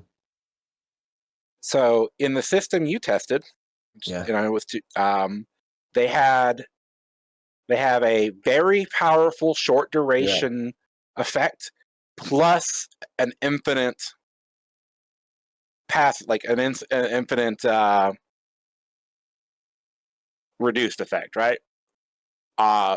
We have gone a step further with that, because rather than having it where you could only have 3 auras per unit, we've instead made it a really powerful short duration effect and a weaker 1 minute duration effect. And you can use as many auras as you can generate the resource that the aura burns, which will average out to 3. But if you're playing well or not getting hit, then you can potentially use 4 in a minute rather than 3. So yes, the aura system is still off the GCD. Powerful short duration effects with some weaker long duration effects. It's just the method that you generate them now will be more involved rather than just cooldowns. They don't have cooldowns anymore either. Oh yeah, and this is a big question, but could you do like a small rundown of all the classes, but quickly, like the knight has a offensive. It's an offensive tank, defensive tank, and support tank. Okay, yeah, give me a second. Thank you, Luigi. Just a quick, don't go in depth. Just okay. Just make talk for like, but like 4 minutes could you straight break here, it down for all of your archetypes? We've completely removed the two-handed warrior priest playstyle. Thanks. That's okay. No, we haven't. Shut up. Dual hammers, right? Let's open up. Actually, there was a time on our testing site to do that because I broke dual wielding. Oh yeah. Let's see. So, just going from left to right, I guess. Bright Wizard, Pyromancer, DPS. Arsonist, DPS. Battle Wizard, offensive support. Squire, Captain, tank. Order of Glinting Steel, two-handed tank. Knight of the Blazing Sun, two-handed offensive support. Swordsman, Witch Hunter, DPS. Free Company, Militia, DPS. Outrider, offensive support. Warrior Priest, Order of the Silver Hammer, melee healer. Order of the Anvil and Torch, ranged defensive support. Order of the Cleansing Flame, offensive or melee DPS. Dwarf Warrior, Ironbreaker, Sword and Board Tank. Hammerer, DPS, melee. Longbeard, two-handed tank. Engineer, Rifleman Spec, DPS. Grenadier Spec, DPS. Tinkerer, tank. Oathbreaker, Skaven Slayer, DPS. Exiled, tank. Giant Slayer, DPS. Rune Scribe, Rune Lord, offensive DPS or offensive support. Rune Priest, healer. Rune Smith, defensive support. Archmage, Adept of Gyron, probably mispronounced that, healer. Adept of Azir, offensive support. Adept of Heish, healer. Apprentice of the White Tower, Commander, tank. Swordmaster, melee DPS. Lore Master, defensive support. White Lion, Axeman, DPS, no pet. Guardsman, tank with a pet. Hunter, DPS with a pet. High Elven Archer, Shadow Warrior, DPS. Lothern Sea Guard, offensive support. Shadow Walker, DPS. Chosen, Nurgle, tank. Khorne, DPS. Zeech, defensive support. Marauder, Khorne, DPS. Nurgle, offensive support. Slanesh, tank. Zeech, Zealot. Zeech, healer. Slanesh, defensive support. Khorne, DPS. Magus, Doomweaver, which is Slanesh, is DPS. Soulflayer, which is Nurgle, is DPS. Cataclysm, which is Zeech, is defensive support. Then we go to greenskins. Black Orc. Not an official name. Tank. Black Orc, not an official name.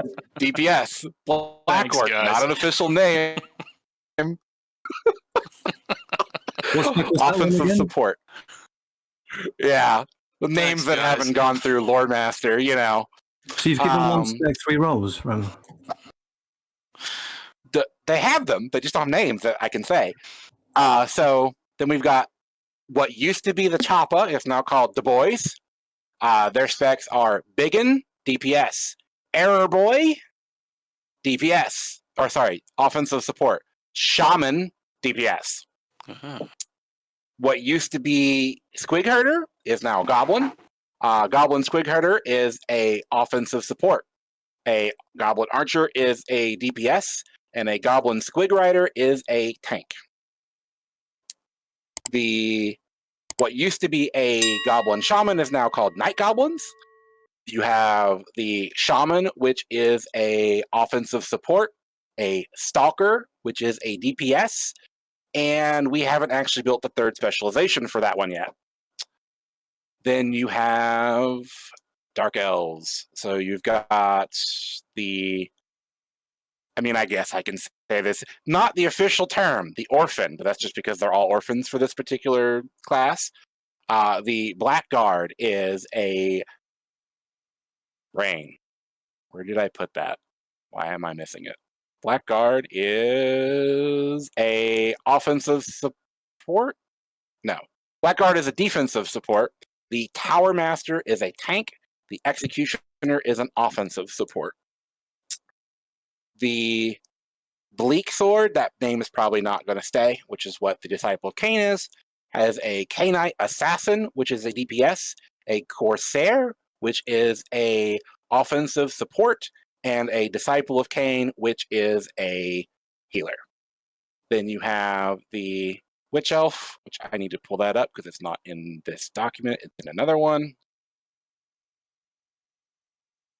That on the Discord. According to lore, isn't a Witch Elf a disciple of Cain? In the lore, Witch Elf plays more like a Choppa, for what you know. But so the Witch Elf, which I haven't named the the Witch Elf is now a cult of Cain. Haven't fully named it. The Witch Elf is a DPS. The Death Hag is an offensive support, and the Hag Queen is a defensive support.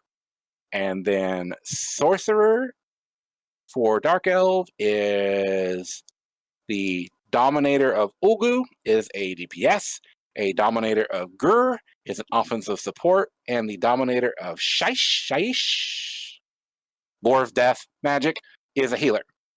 Hey, just a heads up real quick. The Witch Elf, I don't know if you want an abbreviated cock on that. So. Oh no, like that's not a name that's gonna stay. It's some of that stuff hasn't gone through the Lore Master, right? So basically, Witch Elves are part of the cult of Cain. Yeah, I just thought it was understand that COK is yeah. I haven't had put a name there. I just put their cultist of Cain and went on with my life because Lore Master is currently like busy, basically. Doesn't have time. While I work with the lore and I use it as much as possible, I really suck at naming things. So I just sometimes put placeholders until you can get around to it. I got you, brother. I got you, man.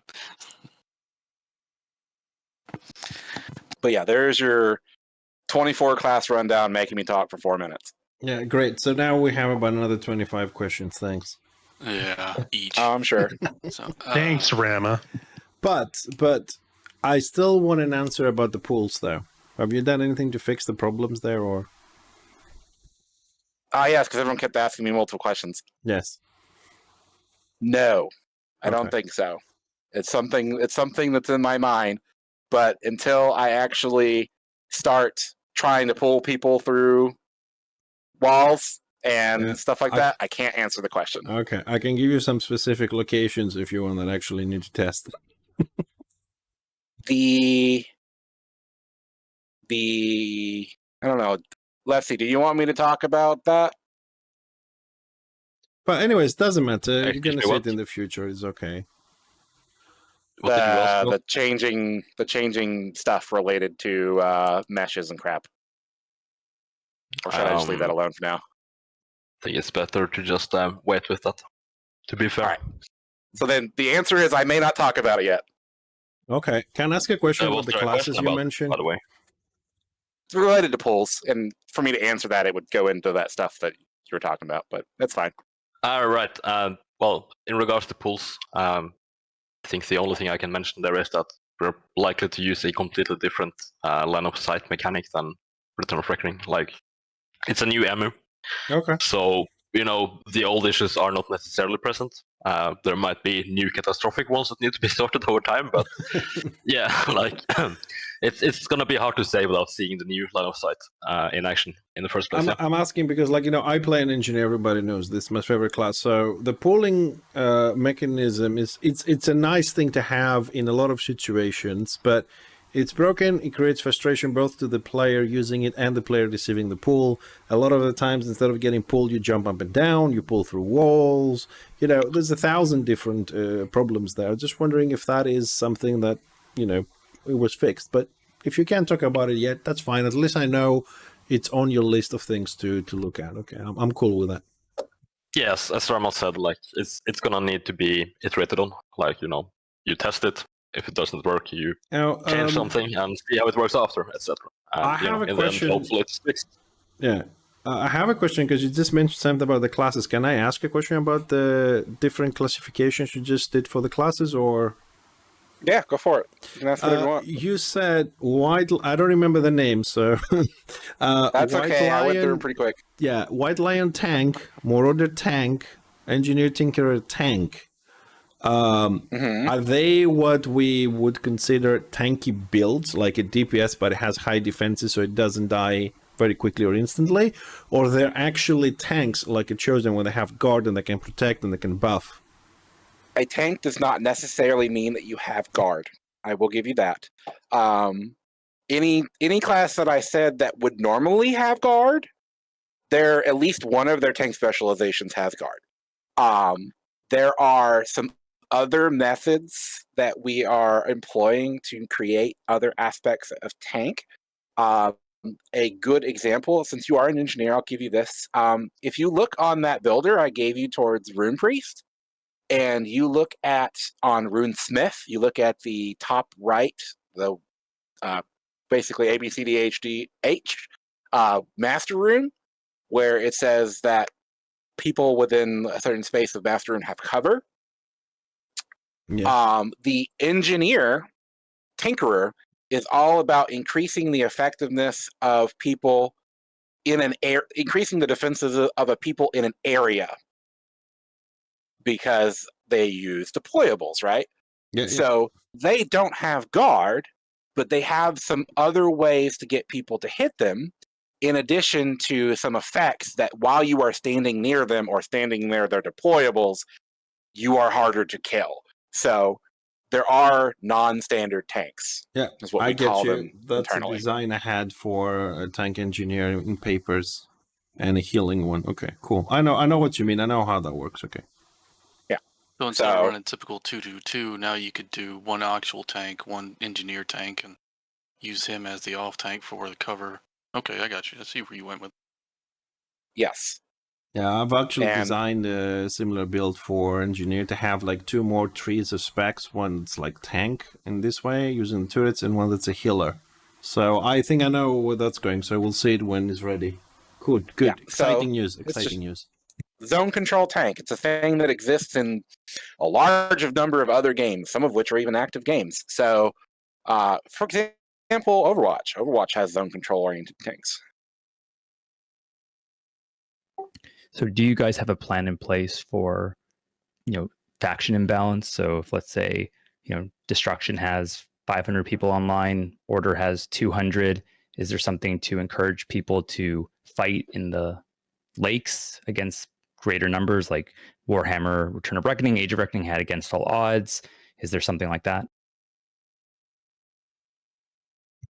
Yes, but it's not fully built out yet. I will say that a lot of your I'm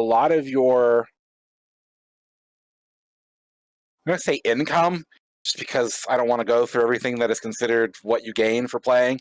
A lot of your income is based off of like your influence towards the campaign at the time. And with only 200 people to share that influence versus 500, you will obtain more rewards naturally, even without me giving you a buff called AAO. There are also some other aspects of design that hasn't been fully gone through yet, because we don't have 200 people running around to test these things on what we might need. But some ideas that I touched on the Q&A, stuff like giving small combat benefits to people that are outnumbered in certain areas, so that they can hit and run better, to plunk away at those numbers. I will say, because I've seen this a lot in chat, we're not hard restricting people from logging in. If one side is more numbered than the other, that especially at some of the lower values that I've seen people being like, oh, with one side's at 52%, you should hard lock people from logging in. We're not doing that, because that's bad. It would take me like 20 minutes to explain how bad that actually is, but basically people not being able to log in to play is a really bad situation to be in if it happens to you, even if you aren't one of the problem people, right? I don't have much more to offer on that at this point, just because it hasn't been fully fleshed out. I have a question with the lore aspect, or not really the lore aspect, but from as much as you're pushing on it. With the account that we hold, are we going to have Order and Destro on the same account, or do we have to have two accounts? Okay. You don't have to have two accounts. Okay. Two accounts. You do not. You do not okay. have to have two accounts. But just to come back a little bit about the area and the benefits you just mentioned, if I remember in one of the other public releases, you said, or somebody said anyways, that a map, I don't know if that means a campaign, like all the maps from tier 1 to tier 4, only one will be open, and if and when a lot of people, or whatever the limit is of people log in, then another zone will open. Was that like a reference to one map, like Dragon Wake until we get more people, or the Elf campaign until we get more people? That was a reference to one map, as in like Dragon Wake. So, I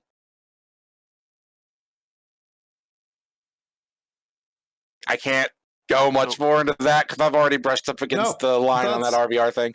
Okay, I'm just wondering, because like at the current game that I play anyways, if a map stays on more than 2 hours, everybody gets haywire and crazy. So I'm just checking if, it's going to be consistent there. I will say that it's designed that there can't be a stalemate. Okay. A map will always change after a certain amount of time, as long as literally anyone is doing anything in the zone.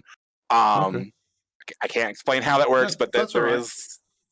And when I say map or zone, I just mean like an individual zone, like Dragon Wake or Eatane or Chaos Wastes.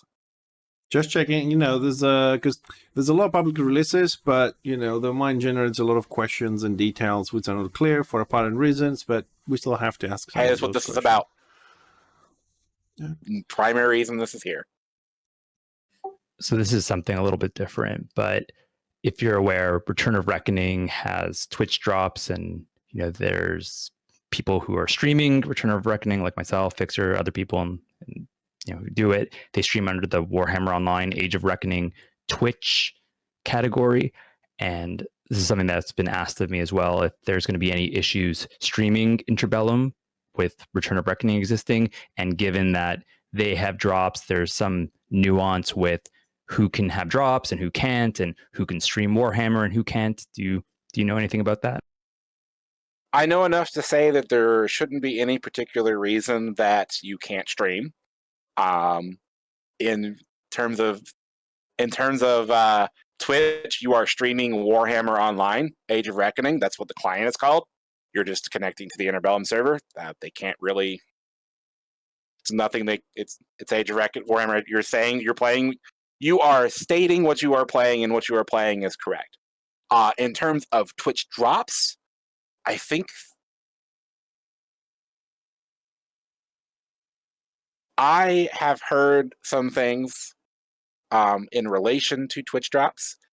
I don't particularly want to repeat them in terms of how Return of Reckoning got their Twitch drops. I can say that it has never been a concern of mine to obtain them. And I don't think anyone else on the team, I could be wrong, but I don't think anyone else on the team has really thought about Twitch drops themselves. But I can say with a pretty high certainty that you can stream it, yes. With no issue.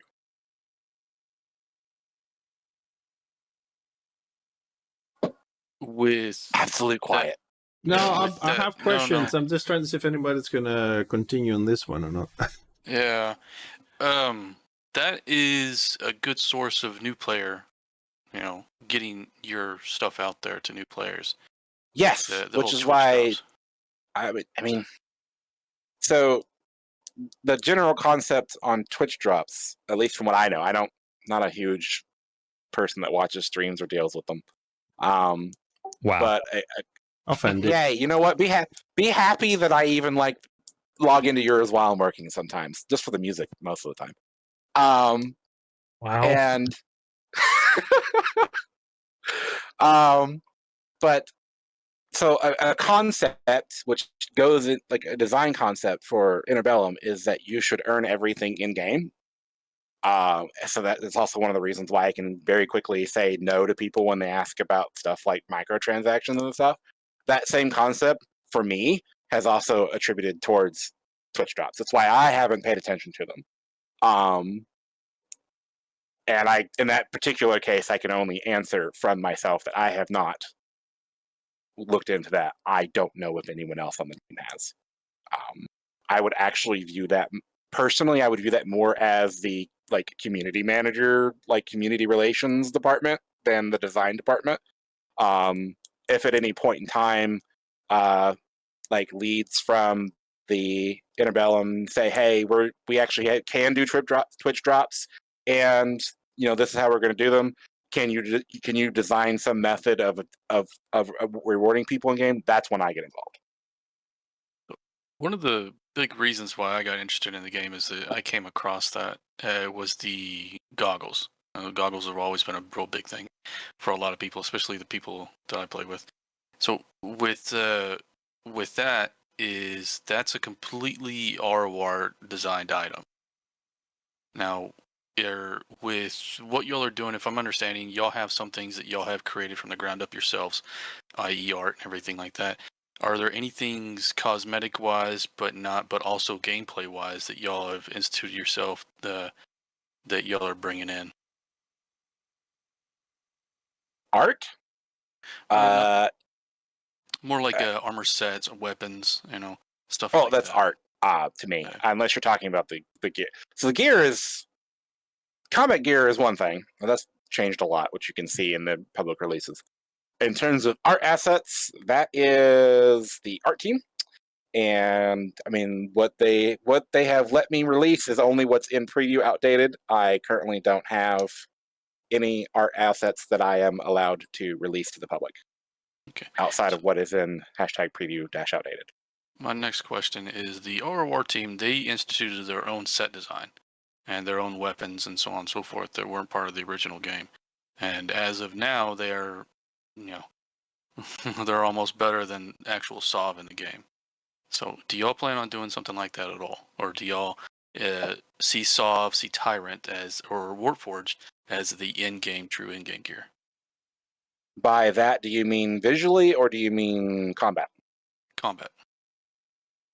In terms of combat, there are actually two different types of gear in the game. Very specifically, when I wrote obtaining combat gear as the public release, I meant combat gear. So all combat gear looks exactly the same. You get appearance gear rewarded through other methods to change the appearance of your game. So you have to use the Transmog system in order to get different appearances. every single piece of combat stat gear will look the same. Since we're on the gear, generally speaking, will there be sets? What I mean is, I don't know, headpiece, chest piece, back. Those 3 items give you plus that much, I don't know, mass, plus that much strength. Not at Set launch. bonuses, not a launch. It is not something that we have decided. It is not something that we have decided to completely remove from the game. We are just not doing it at launch. There's one thing I'm interested. Are you gonna have? You said you don't have any like stats on the weapons and stuff, but are we gonna have either on gear or weapons abilities which proc 5% chance to do this, 3% chance to do that? If you have, Yes, but right now that is reserved only for pocket items. okay. I'm asking. I don't personally like procs and things that work on chance, so I'm just checking. It's a personal thing. However, I have a question which always baffled me both on Age of Reckoning and Return of Reckoning regarding resistances. On the defensive stats, there's resistances. On both versions of Age and Return of Reckoning, resistant debuff specifically is a flat number. Like you throw a corporeal grenade, which removes corporeal resistance from the engineer, you remove 300 corporeal resistance. You don't remove 30% or 10%. Is that going to be the same here, flat number, or is that going to be a percentage?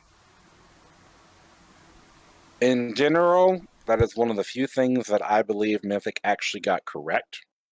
If you use too many percent increases, a good example of this is WoW. If you use too many percent increases in a game, you get issues where like one stat becomes extraordinarily important just because of that percent modifiers. It's one of the primary reasons that Mythic did go with a flat decrease system for all their stats. We have done the same. Now, I will say that on Interbellum, it's not very easy to notice in that stat public release I did, but resistances and armor have diminishing returns.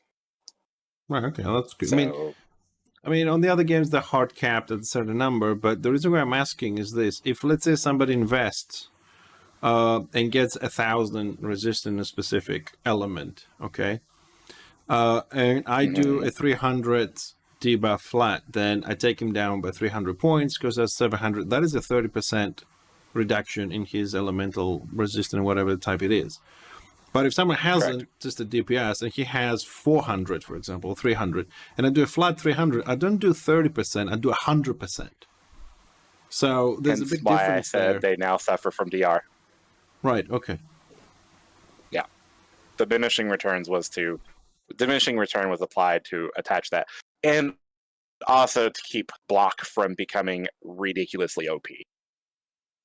Okay, just checking because, you know, I'm just checking a few things and formulas and mechanisms because you've changed everything. So I want to see how things going to work a little bit because I get a lot of questions from people both on YouTube, tweets, and Discord that, you know, from, you know, is how that's going to work, how many classes, how many this, how many that. So I'm just trying to get as many questions as I can in this. That's fine. Math is my strong suit. Good. So there's a very like wide question. Like people are asking me, like, is there a website? Is there forums? You guys gonna have one? So you know they can visit that and get updates or whatnot, or it's just Discord. What you gonna do about that? We had a forum in the past on our previous testing. Whenever we went dark for a little bit to handle something else, we took the forum down.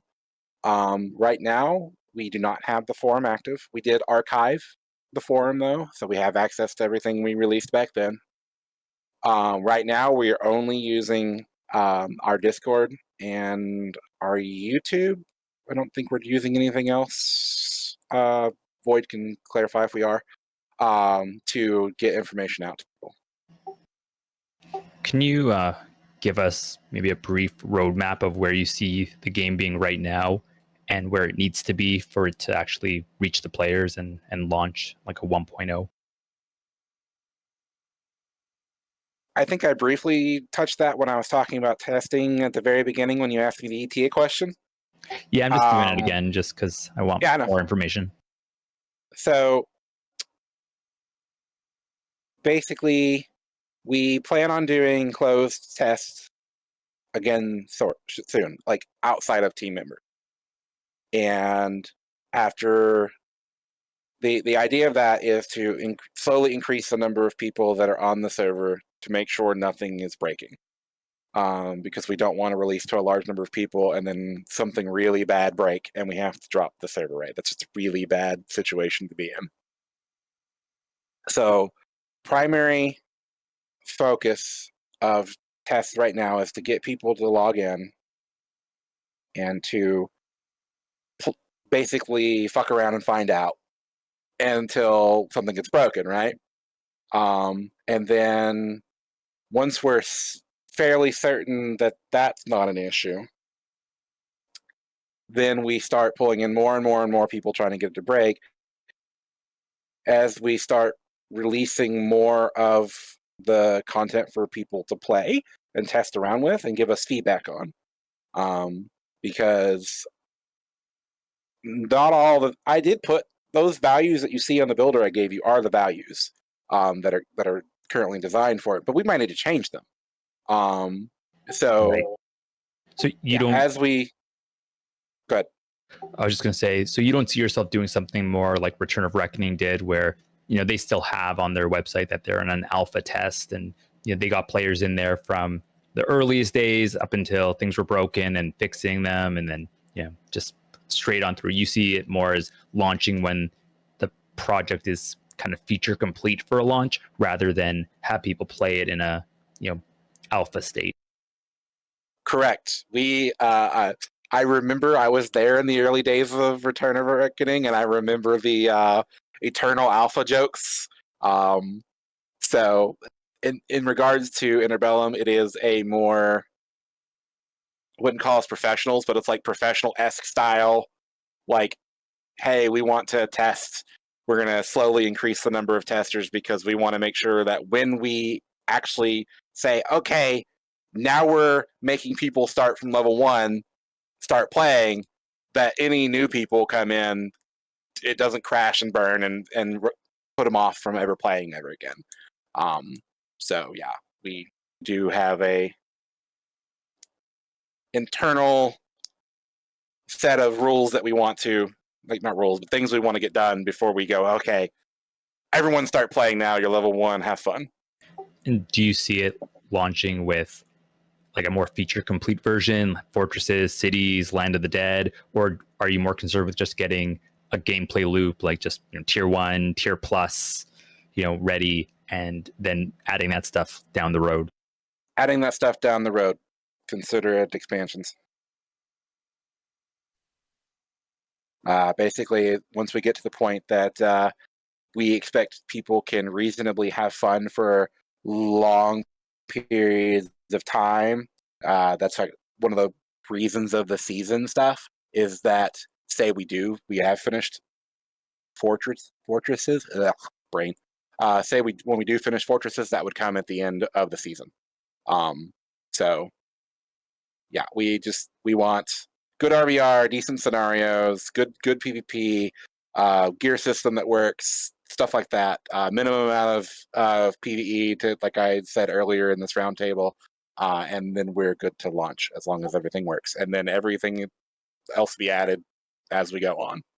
And just to be clear, at the end of a season, you keep your character and everything that you've accumulated. It's just that the next season may increase the gear cap or add new content. Correct. This is not Diablo. You do not have to make a new character every season. Seasons are just the way we're describing when we will change things. Also, certain things like leaderboards will be on seasonal resets. Things like rewards for ranked PvP will be on seasonal resets. And of course, that's when we will implement any potential large changes we have, any potential medium to large balance changes we have, stuff like that. You will not need to recreate a character just because we're going to season 2. I'm gonna go back to the gear question as Sarbek's done with his question. Yeah, go ahead. Okay, thank you. You were saying that all gear is going to look the exact same and it's going to have very minimal stats, so on and so forth, and set bonuses are going to maybe be iteration later on. But yet, Transmog is going to be the thing that everybody is going to have to learn to do so that they don't look the exact same. Does that mean that with Warcrest, medallions, emblems, whatever form of currency you have, does that mean we spend that on just the Transmog set of Sovereign, Warlord, or all that, or are they drops? I mean, how exactly is that going to be implemented? So appearance gear. So for example, Sovereign appearance gear would be earned in a specific way or through currency. It just depends on the particular reward. But it will not be earned in the same way that you earn combat gear. Like you'll get combat gear thrown at you, like just metric tons of combat gear thrown at you. Right? Whereas appearances you'll like do specific things to obtain them. I don't know if they'll be dropped.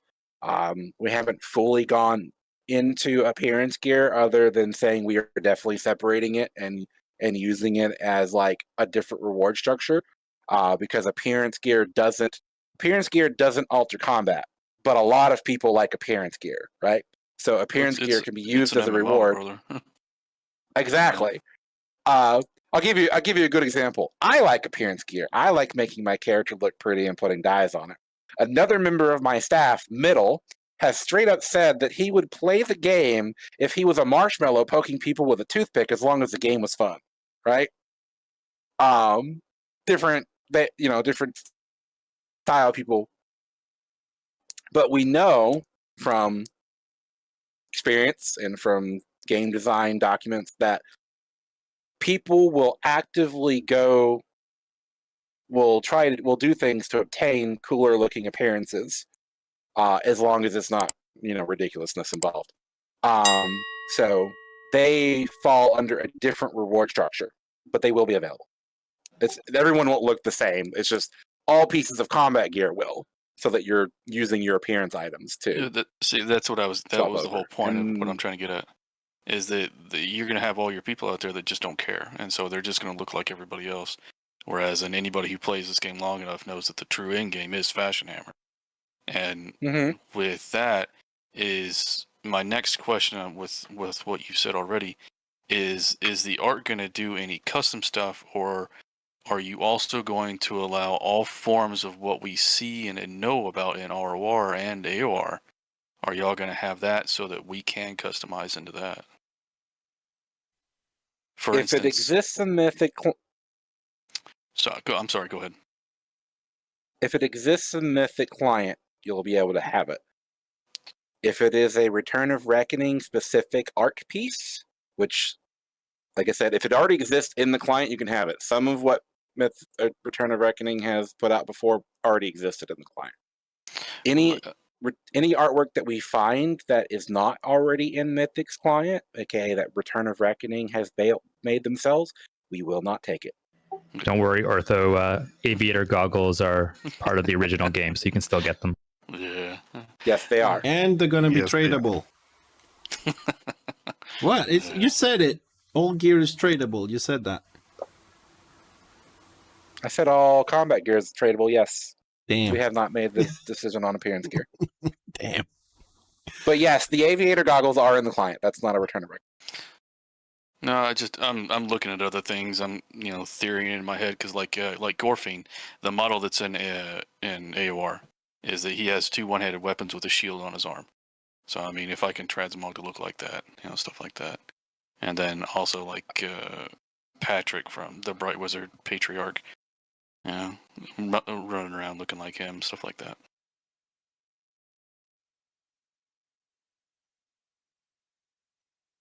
I know from what I have been told, some of that stuff, I don't know how much of what you described, but some things that you see on NPCs aren't individual pieces of artwork. Sometimes they're just it's built into the NPC's architecture. I know for a fact that you can dual wield with a shield though on your arm because of how the how weapons are attached to your character. So much so that even putting like a two-handed weapon in a range slot still looks exactly like a two-handed weapon. So you could, and I don't think we have it, but like if I made like a shield and put it in the range slot and you equipped it and you were dual wielding, it would still appear on your character.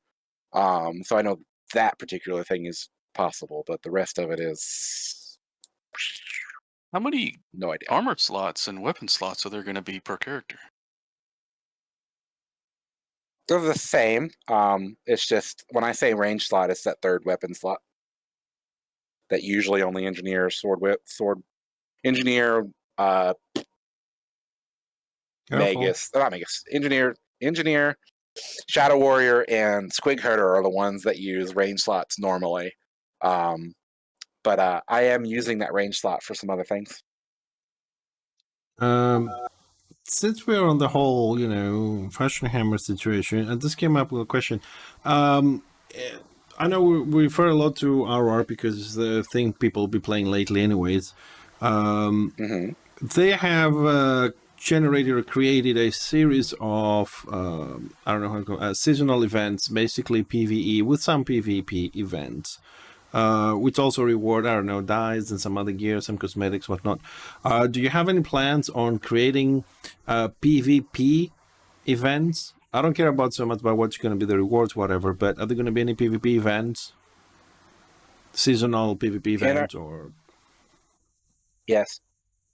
Okay. So you are going to do your own events. Okay, that's good. Yes. So it's part of a community manager's job, actually. Here's something kind of related to that in a way, tangentially. Is the renown rank cap going to be 80? Do you see moving that higher as the game progresses, or are you kind of hard locked into how high you can go? Since we are no longer attaching any combat-related benefit to renown rank will decay, not reset, will decay in between seasons and will be used as one of the handful of metrics for different rewards per season. Awesome. That's pretty cool. I get where you're going with that. Sorry, Fixer. Can I just ask one thing? Yeah. So if you're a long time, Return of Reckoning, Age of Reckoning player, like you're used to a lot of like dramatic things happening, Warhammer shutting down, Return of Reckoning has had a lot of, dev drama over the years. How do you think you're going to satiate the Warhammer player base's thirst for that drama with your server? Wait, you want me to create drama? Is that what your question was? I'm not saying I want you to create it. I'm just saying, how are you going to, keep those standards high? That doesn't sound like high standards. That sounds like low standards. Every game needs drama. It's a PvP game. So far, our team structure protects us from the drama. I didn't understand any of that. It's okay. He works like 5 million hours a week. But what he was saying is that our team structure is set up to prevent as much as that coming from us as possible. I can expect any drama that you receive on Interbellum is going to be player generated. That'll have to do. Dutchwise has it's a PvP game, so I mean, if you want some drama, go look at #TrashTalk. Dutchwise has a good question in chat if you'd like to read it aloud. Of course. Yeah, I got a question. The question is something I've heard before in the old server. We have a lot of different kind of mounts in the game. But from what I understood was that they were all based on time limits, and it was very hard to create new mounts. And a lot of people in the community would have loved to have new types of mounts, because everybody was always running around on the same mounts and such. So is that a thing on your server, seeing the Transmog situation?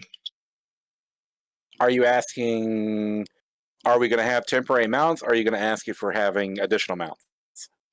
Both, basically. Are the temporary mounts there, or are we going to get mounts that you basically purchase in-game and you keep them? like the normal mounts. So we have a bit more flavor. So I will go with my response. This is not a team official response, just because it hasn't been discussed. But I think I know what a lot of their responses will be. Temporary mounts or temporary appearance items or whatever seem silly. If you earn something, if you pay for something, if you earn it, you get it. Like, it's yours. You should keep it. That's my personal opinion. Like I said, the team hasn't really went through that. When that discussion happens, you can tell that my side of the argument is going to be towards they're permanent. In terms of new mount creation, Leslie typed something in the private roundtable chat about it being tied to resources. There are some NPCs that have decent animations for being ridden, but not a lot. And it just kind of depends on how many artists, animators, and stuff we can pull over time to be able to create more mounts. As far as I know, it has nothing to do with Interbellum or whatever. This information doesn't come from Interbellum. I'm just making that absolutely clear. As far as I know, there's 26 or 27 different mount models on the database, which half of them are not fitting on textures and the other half don't have animation. So either server wants to do mounts, they have to put a lot of resources into it. And since we're on that topic, there's also 225 or 230 different pets, which also have pretty much the same problem. So yes, he is correct. I wouldn't be, I mean, the pets in a better state, there's a lot less that have issues, but I wouldn't expect to have them coming out really fast because there are other topics that both servers need to battle first. Because I know people are going to ask, so I thought I might just put that out there for them, or my own information. That one is more related to art team, and just related to the tool sets and capabilities of people that we get on our art team.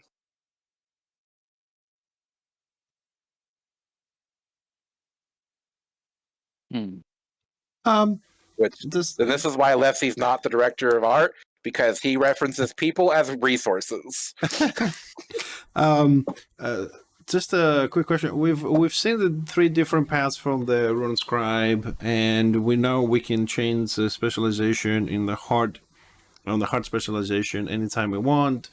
Is there any system, just asking, is there any system which we can save our builds and not just take out 30 points and put back 30 points? So you can have, like, your support ready and that, click a button, change it, and... Not yet. Not yet, okay.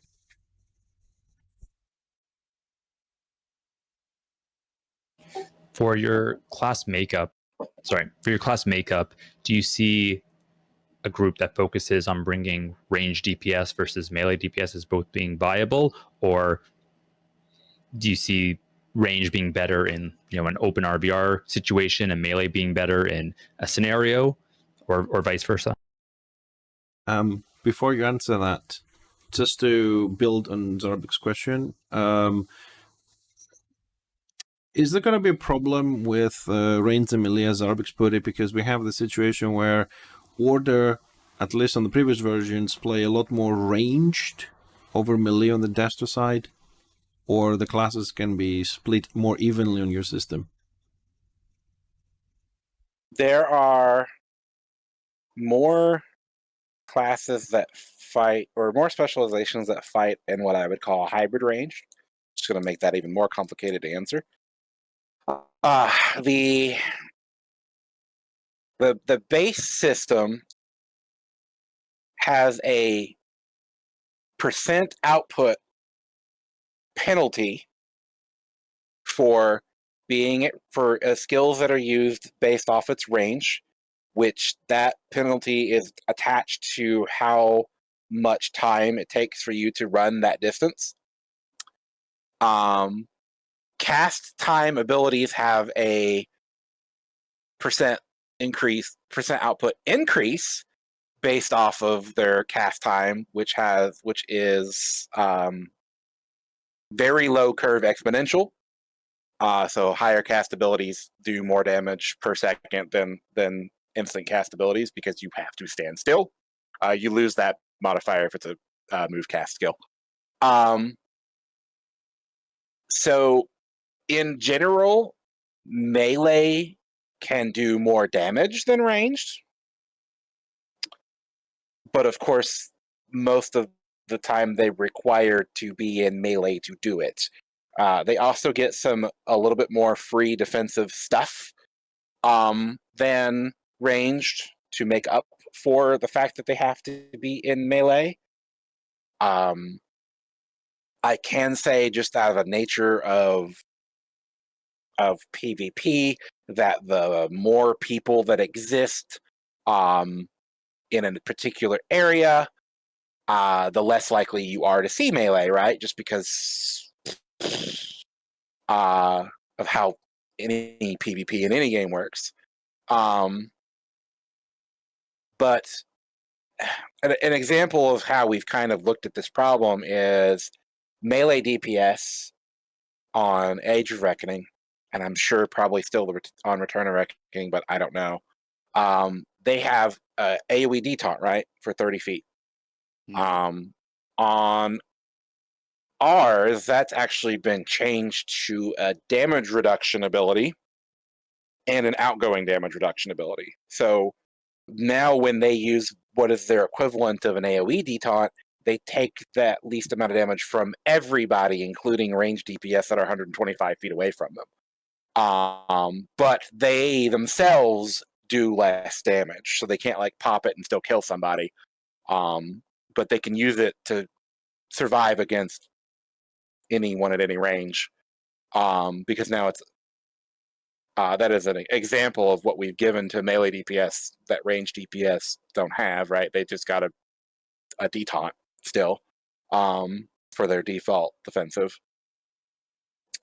So yeah, outside of output being higher for melee, casters having a decrease for their range, and like a little more defensive thrown melee DPS way, we haven't. That's what I got for you. It should be enough. If it's not, we'll have to fix it. Sorry about that. No, go ahead. Now, are casters going to get any form of cast protection for where they're like 2/3 of the way full on the cast? Somebody goes behind a tree and it just ends right then and there, or is it going to complete any form of protection like that? I see Ava unmuted. That depends entirely what people request of me. Okay. But that basically means is I can tell him at what point I want the cast to no longer look for tell him at what point the cast looks for a line of sight. Right now, if I remember, he's building it towards the behavior that Live had. If we need to change it, we will. The behavior Live had.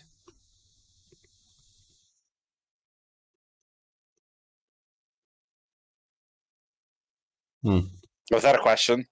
No, sorry. Because I was just thinking there's a couple of skills. The snipe from the Magus, the snipe from the engineer, the ability of the turret from the machine gun, the spitting ability of the squig that shoot a lot of projectiles. When the cast is done, okay, and you are within range, even if you get out of range, you get hit. If the cast is finished and you go inside your keep, the bullets, the spell or the squig, thorns, whatever they are, they will go through the walls and hit you because the cast finished while you were visible and then you're not. So I'm just I was working that in my mind, thinking out loud. Sorry. Yes, that would still be the case no matter when we decided to consider your line of sight broke, because the projectile doesn't exist. The projectile is an animation. Yeah. The server will send you a packet to say what the projectile flight time is based on the distance, and then the client will track it automatically. So you'll always get projectiles going through walls if you move after the ability's been cast. Okay. Yep. Is Interbellum doing their own animations? Are we going to have custom animations from this team? Or is it the same old, same old? You will have animations. No, so for example, when we did phase 2 testing, we realized that pretty much every single warrior priest ability uses the same animation, and we fixed it. But we used the ones that Mythic had. Mythic has somewhere like 100 and something animations per race per weapon, and the animations are separated by weapon model and race model. So there are a lot of animations that are not used that you've not seen. So you will get some you have not seen, but I'm not saying we made them. We just reassigned them. And Leslie is typing in chat about animations, so you'll get new ones in terms of you, but I don't want to take credit for them because they exist in the client. Thank you. I saw earlier today that Azrael was playing Sekiro. Is that the kind of difficulty of combat that we can expect in Interbellum? Uninstall. No, actually, like I said, you did pick the class that's got like it's the least. It's one of the more unique classes. What you guys ended up picking. Almost nothing in our game has cooldowns except like CCs and a couple very important buffs and stuff. But like, you're restricted by your resources. So in terms of how difficult the combat is, you're looking at 12 abilities, 12 plus 1 abilities standard across classes. You're looking at 2 pocket items potentially that are on use skills, a potion, and that's what you're running with for abilities. So free potion. Well, a potion on. Although I'll give you that one of the pocket items that you'll start with. It's called Soldier's Tincture. It's essentially a free potion. We had it as an ability in our last test. So infinite use. You will, an on-use pot essentially that never goes away. That's really nice. Sorry for But interrupting. no, that's fine. That's fine. So now where was I? I actually forgot. Yeah. That's my apology. I apologize, everybody. 12 abilities. Okay. Oh, right. So I don't think the combat overall will be difficult. In fact, it will probably be in some cases easier than what because you're not tracking. One of the reasons why I said nerf button wouldn't be as needed is because you're not tracking so much. For example, you play a warrior priest on Age of Reckoning. You've got Sigmar's Fist, right? 20-second duration buff. If you don't have Sigmar's Fist on you, you're missing 114 strength or however much strength it gave you. And so you run add-ons to make sure you've got Sigmar's Fist attached, or you have nerf buttons apply it whenever it's 2 seconds from dropping or stuff like that. We don't have that. You've got the increased, reduced strength system, but it's not. It's not. I think what someone with is either John or Leslie called it maintenance hammer for the way a lot of classes play, and we've removed a lot of that.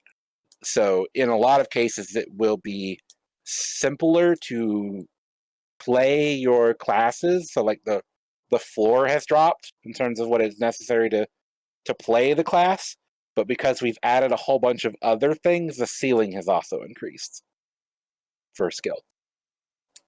If that makes sense.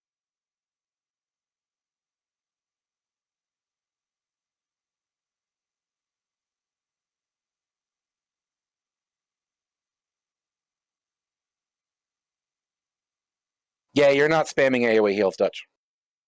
That will not be the best way to heal like anything. I actually need to drop, but thank you guys very much for doing this, and thank you for taking the time to answer so many questions. No problem. You have a good evening, Zerg. Definitely. We'll be having some. We'll be answering more questions. We'll get that uploaded as well. But appreciate you for coming in. Great, thanks, guys. Have a good night. Later.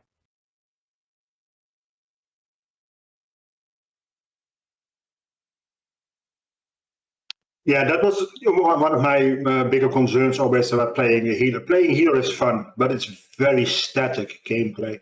And that is also why in the past that I asked you guys about, hey, is it possible for the seller to do more like life stealing, stealing health, giving it to your friends, stuff like that, to make the fights a lot more dynamic. Well, here, we've got a healer. We've got a healer right here on the builder, so I'll go through that. So one, I already told you about the mechanic of the rune scribe, right? Which already makes you have it to figure out when you should use certain skills as a rune priest, because that actually is the rune priest is the healing spec for rune scribe. So you've got Rune of Mending, which is your 2.5 second really big heal that you could augment to make it do more healing and also not have a cooldown. You've got Rune of Hearth and Home, which makes it to where that if you've applied Rune of Hearth and Home to somebody, whenever you Rune of Mending another target, you also Rune of Mending your Rune of Hearth and Home target. So kind of similar to Holy Paladins. Dark Protector. Yeah, the Dark Protector basically of Blackguard. Yeah, Dark Protector as a healer. Yep, that's a good Age of Reckoning reference. Dark Protector, but for a healer. Then you've got Rune of Cleaving. So normally it's a damage buff for the person that you apply it to.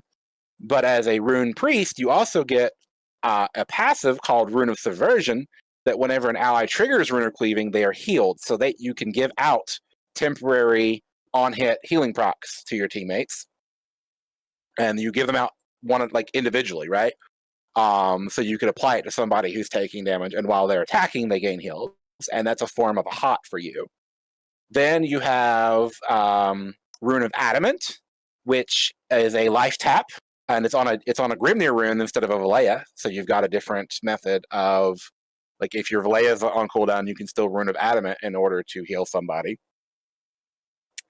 And you've got about the only thing that we actually kept from old school Rune Priest. You've got an instant casts like baby heal, essentially. I don't remember what it's called on Age of Reckoning, but you've got an instant cast baby heal that you can spam whenever you're moving or whenever you don't need large heals going out. And then what's the other? There's another heal somewhere. Oh, and then you've got an Absorb, which is useful because it's not affected by healing received stats and debuffs and stuff like that. So, yeah, you have to pick your heals for the situation, just kind of like you have to do with all the DPS and everything. So there is a lot less of I spam 1 or 2 buttons as a healer and then dispel people and res them if they die. Okay.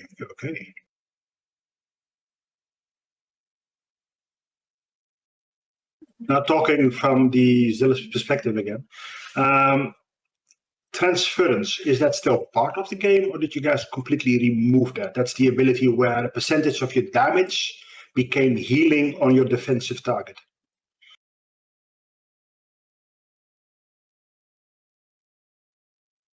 I'm going to tell you that has become more of a part of a zealot's mechanic than you could possibly think of. Oh, yes, finally. I'm looking at the concussive rune, off of Rune of Impact and that Rune Priest off of the Rune Scribe. It says that knocks them up. So Yes. Rune Priest now gets a 9-person knock-up? So that is from our tests, and it was really fun. So you can assign... hold on a second, sir. Quick question on that. Do they take damage when they land? No, I can make it that way though. But so when I was messing with knockbacks back in phase 1 testing, really, I was messing with the way knockback system worked, and I went overboard on purpose, and we were knocking people straight up into the sky like 100+ feet, right? But there is a gravity mechanic that you can basically adjust someone's gravity whenever you knock them up. So you can have effects that knock people up into the air and they fall slower. So it's kind of like a knockdown where they don't move, right? They don't change, X, Y coordinate positions, but they're in the sky, so they can't really do anything other than like an instant cast because they're moving, right? Mm-hmm. And so there's a handful of effects that will knock people straight up. A good example of one that's not on what you can see, but it's an A4 that knocks up 96 people into the sky. So one of the ways that you can get around a funnel in a door situation is you can literally just knock them all up and run underneath them. Well, you say that, and hold on a second, sir. Is earlier you were talking about some class, some DPS class that has their, the I win button that can hit up to 96 players and everything like that. Now you just said that the certain class has an ability that can knock 96 people up into the air. Well, actually, that's on morale, but yeah. Well, I'm sorry. With that, do they again not have any defenses in the air? And if they don't, how are they not dead from that one character doing the one button? So one character can't do it. It's one character hitting all those people. One, I don't expect 96 people to be there. I just put the 96 target as. Oh no, I was just going off of you. Yeah. But so Zerg besting skills are designed to work in tandem. But you only need like 3 or 4 of them to fire in order to kill a large group of people. If you are all standing in front of the door, all of you, not just your tanks, all of you are standing in front of the door trying to block someone, yeah, they're going to use their Zerg busters on you and you're probably going to die unless you use yours first and they're all grouped up. But what I was referencing in terms of the knock up is it's not really meant, like, it's not a knockback, right? It's a knock up. It still triggers the same immunity as knockbacks. But when it says knock up, it does mean literally up into the sky and then back down. No, I understood that, and I was also meaning that whenever they are up in the air, in AOR and ROR, they have 0 resistances. So usually, whenever you have a cob and they're running their two-handed build, they knock them up really high in the sky and they're dead before they hit the ground. Doesn't matter what class you are. 0 resistance, 100% strike through. And so that's what I'm used to. Are y'all gonna have the same thing? I don't think so. Okay, so people who are knocked up in the air keep all of their resistances and defenses, and okay, so yes, I understand. Yeah. I mean, I might take away I could potentially take away their dodge, but that really wouldn't get you much. Dodge is not a very easy to obtain stat. No, I was just looking at it from the point of view is that they lose everything, and so that one guy that's doing a dot that just stacks up off everybody, and he could just decimate the entire freaking thing. So, but no, I get it now. Thank you. But no, I do like the idea of the whole knockup for where it's an AoE knockup as well.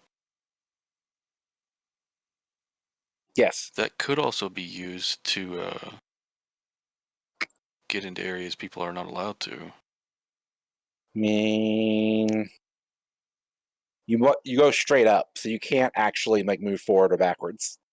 Can they take a punt while they're still going up? Say, nope, they have an immunity. Okay. They'll have an immunity at that point. Because it is considered a knockback to the client. So you still get immovable if you get knocked up. So you can't be kicked again. Okay. Although that would be fun to play around with before it goes live. Yeah. Try to find that way to make it so that you can knock somebody up and get them in the keep hole and the golf hole. Quick question, because I'm also reading a little bit of the chat there. So this Zerg casting skills, which have a much bigger potency when you hit a lot of people. Have you so far determined what is the radius of the amount of people, like X amount of people in 10 feet radius, 20, 30, 100? They change depending on how they're built. The general answer to your question is 30 feet, but there are some that work a little different. Okay. Sorry, I wasn't reading chat. I wasn't either. I haven't read anything on the server since this roundtable started. So unless someone points something out to me, I'm reading because I don't know if we if covered... I read, I don't. Sorry. I don't know if we covered this or not because girlfriend was here, so I didn't listen the last 5 minutes. Regarding skills per class, have you guys changed the skills we had, all of them? And if you have added new ones? Yes and yes. Amazing.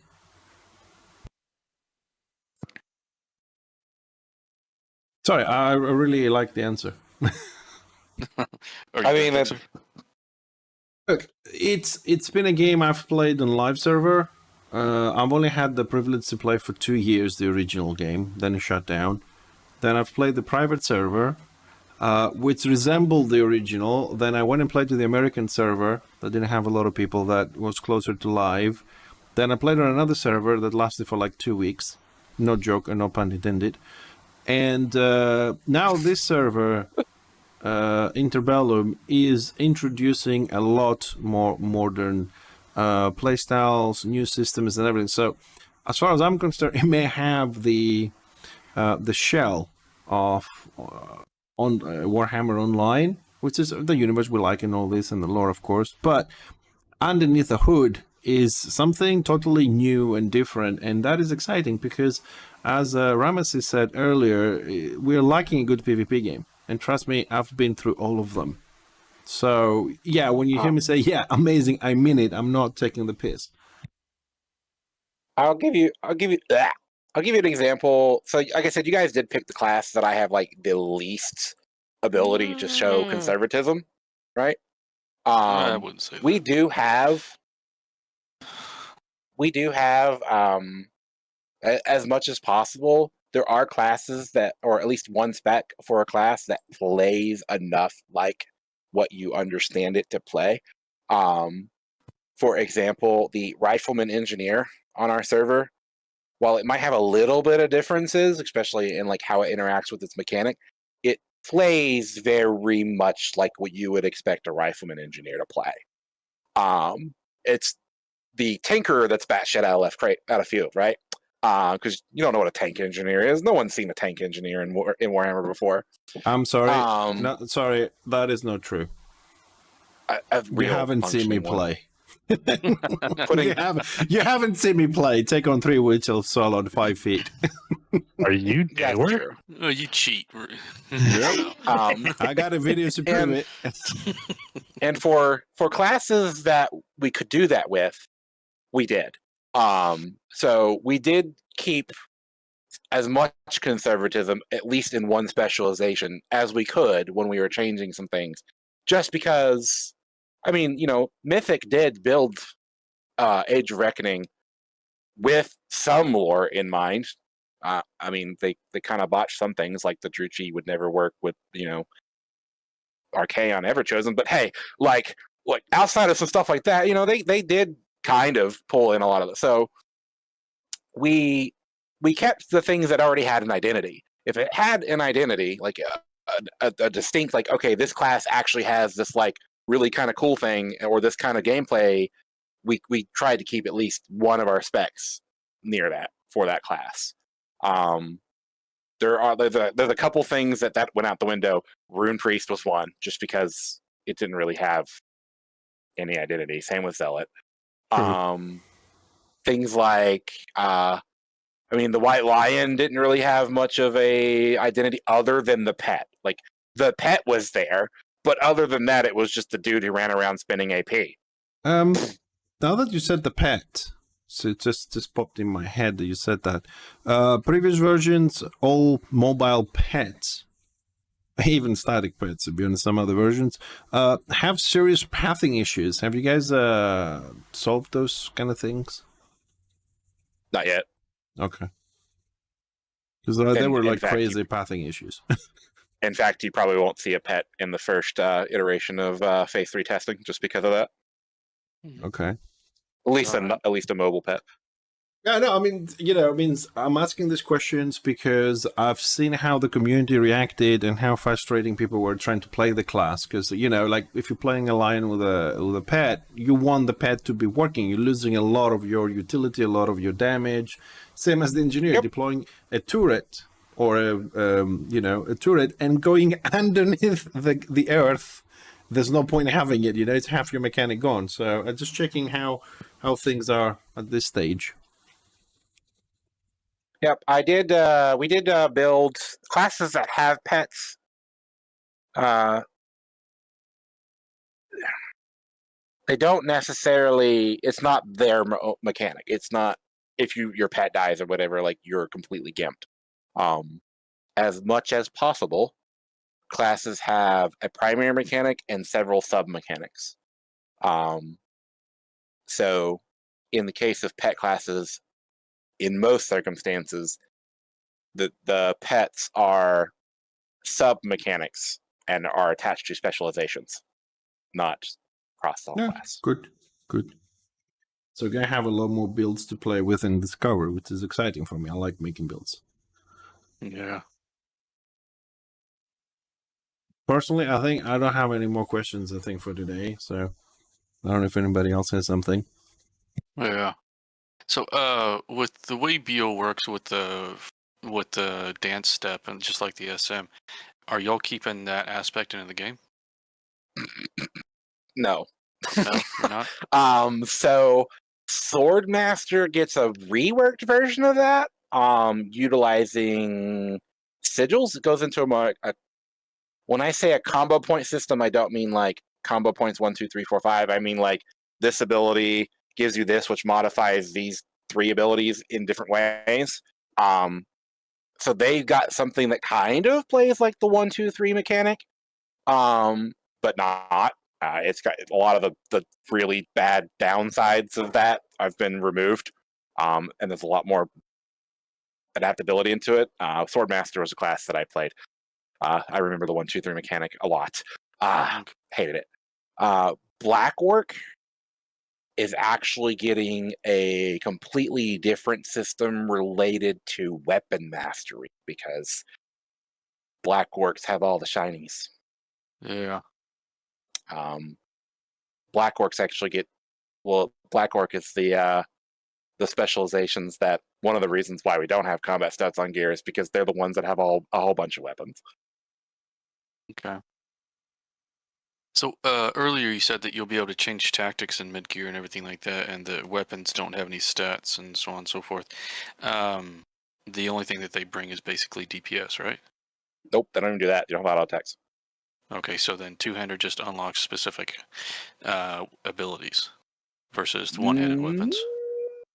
So I started saying the weapons that each class equips when I was doing the whole rundown for you, but I stopped because there was a lot of talking. Generally, outside of Blackwork, I just told you they have a weapon mastery system. Outside of Blackwork, the weapon that is attached to a specialization is the only weapons that they can equip. And the point of that is a visual distinction between one specialization and another. So if you see a dark elf in heavy armor wielding a sword and a shield, you know it's the Tower Master. If you see it wielding a two-handed polearm, you know it's the Blackguard. If you see it wielding a two-handed sword, you know it's the Executioner. And that is the primary in-game reason as to why classes have specific weapons. The secondary reason is it looks cool. The mastery for the Black Orc, what exactly does that entail? Is it just for what they're wearing or for all of it? I don't understand the question. Okay, typical mastery, from my understanding, is it goes all the way down to bare hands, to one-handed this, one-handed axe, one-handed two-handed, a pole arm, swords, daggers, everything like that. So with the mastery with the Black Orc, from what I know about the game, is that they use axes and swords. So will we be leveling up masteries? No leveling of weapon skills. Okay. Fuck that. Okay. Well, no, I thoroughly enjoyed it. I thought it was something new, some RPG element to an MMO, but that was long. Yeah, it's cool the first time you do it. It sucks the 20th time you do it. Yeah. Oh, yeah, I got you. So.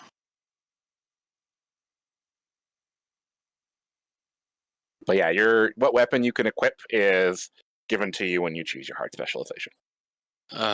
Also, I wasn't paying attention good enough earlier. When you were talking about the Black Orc, are they allowed to wear shields anymore? Yes. Okay. Well, one specialization of them, yes. No, it's just earlier. I heard earlier, if I remember right, it was DPS, DPS, and off tank or something like that. So I think it was tank, offensive support, DPS. Oh, offensive support. Okay. Yeah, they got a big old sword and board. I don't take damage. Black Orc that also can throw on a two-hander in his ranged weapon slot and swap between them. What is the cost to change the spec? Leave the tree? Undefined. We haven't worked that out yet. We just know that there will be one. Just because you are essentially changing what your class is, but you get to keep all the gear and stuff that you have. So there will be one. It won't be free, like respecking, but we have not worked out exactly what that will entail. I'll give you. Our lore master wants you to go through a quest for it, which I get from one point, but then I get from one point, and then I was like, it's kind of cool the first time you do it, but it sucks the 20th time you do it. Right. Well, you know what? I'm just gonna say this. Although I'm not a lore person and I don't like being funneled into quests to get gear like forever, but it's nice to be put in a situation where you learn a few things about the lore or the background of your character. It comes from a person that skips quests, okay? But I think it's nice. Just you need a little bit of that. You need a little bit of that. A lot of absolutely. PvP, but I mean, like a lot of the times, like I'll give you an example, like New World, that I have about 2,000 hours in that game. God forbid I do that shit again. The whole story is just not worth doing it. You know what I mean? It's all about skip. It's just the story is bad, but and because of that, the character doesn't have a background. And a lot of times we say about Fashion Hammer, right? When I play my characters, and I love my engineer, I love my fixer, if he dies, I get upset. If I play anybody else, my Rune Priest, Destro, any other class, it doesn't matter to me. But fixer, which is like me in the game, it has to look good, it has to be good. You know what I mean? So having a little bit of lore behind it, for people like me that, we don't remember books, who don't read so much, it's good. So don't have a go at your lore master. Let him put some more stuff in there. No. So the reason why I said that it's about the lore master is because it's a cool idea, and it's something that, like I said, it's fun to do once. So it's probably we haven't ironed it out, but it's probably something you will do once. Like if you want to swap between a pyromancer bright wizard to an arsonist, but you've never been an arsonist bright wizard before, you might have to do something extra that you wouldn't do if you were doing it for the second time. Yeah, like do it to unlock the spec, and then you're done. You can change whenever you want. Yeah, that's cool. Right. But we haven't, like I said, we haven't ironed it out. But that's why I reference that, because we've got, a whole bunch of ideas. We just haven't, been like, this is what we're doing. All good.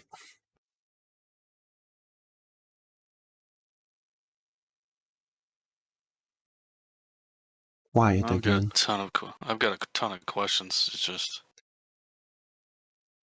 ask away. We're all here. Keep going. Well, it's just that I'm looking at this, and these trees they kind of mirror themselves in the majority of it, but they have their little bitty aspects that they give class flavor. But from what I'm seeing is that there's not much class flavor in these trees, and I know that it's just the trees. Where else are you going to apply your class flavor? Excuse me. If by flavor, or do you mean that the fact that every single one of those tooltips is very dry? No, not no. See, like looking at Rune Lord, for where they have Rune of Flight, and then the tactic goes into, it'll hit up to 8 other enemies for 50% of damage. Whereas then when you go down and then you look at extra cleave and it hits 6 stacks. Whereas then when you go to Rune Priest, it's not there, and what they get is adamant, and it does what it does, and then no place like home, and then in place of extra cleaving, they have an extra tactic and Priest of Alea. So that's the little bit of flavor that I'm talking about. And then when you go over to Runesmith, and you get immolation, and then you get the tactic inaccuracy. So, but basically everything else in the trees are basically the same thing as everybody else. It's just, there's not much class flavor. Like what makes them actually a Rune Lord is what I'm getting at. And is it not just here, or is it in other aspects of the game? You mean what makes them a Rune Lord in terms of the lore? Yes. Like, how do you know you're playing a Rune Lord? Other than just looking at the weapon and everything like that, how does he play compared to everybody else? How is the flavor of it? So the point of a class is that they all play kind of the same. So a class plays as a base gameplay loop, and then the specialization changes what you do with the gameplay loop.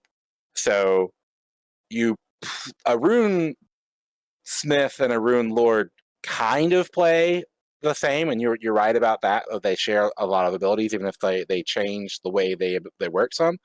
In this particular case, there is these little subtle things on the builder that change how you interact, because, for example, Rune Lords have an extra Grimnir rune. Or I think it's 2 extra Grimnir runes. I don't remember the exact math. But basically, they have a different number in each category for the runes. It's something you have to play out to really notice. So much so that you're gonna want, by natural, like when you start playing a Rune Lord, you're gonna naturally spend your rune augmentation action points on more Grimnir runes, because there's more Grimnir stuff you want to do than necessarily the Leia stuff. And that's going to change, but like the overall gameplay of your abilities go on cooldown, they have shared cooldowns, you use rune augmentation to make them better and not go on cooldown is the same. But like how you interact with that to do what you want to do changes. So there is 24 super unique things, and then 3 things that just little tweak the unique gameplay loop to fit it better towards the archetype. And they also do sometimes have some unique effects from each other. For example, Runesmith has Rune of Speed.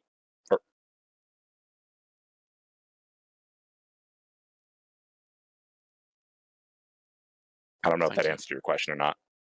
Not really, no. But it's okay. I didn't ask it correctly. So.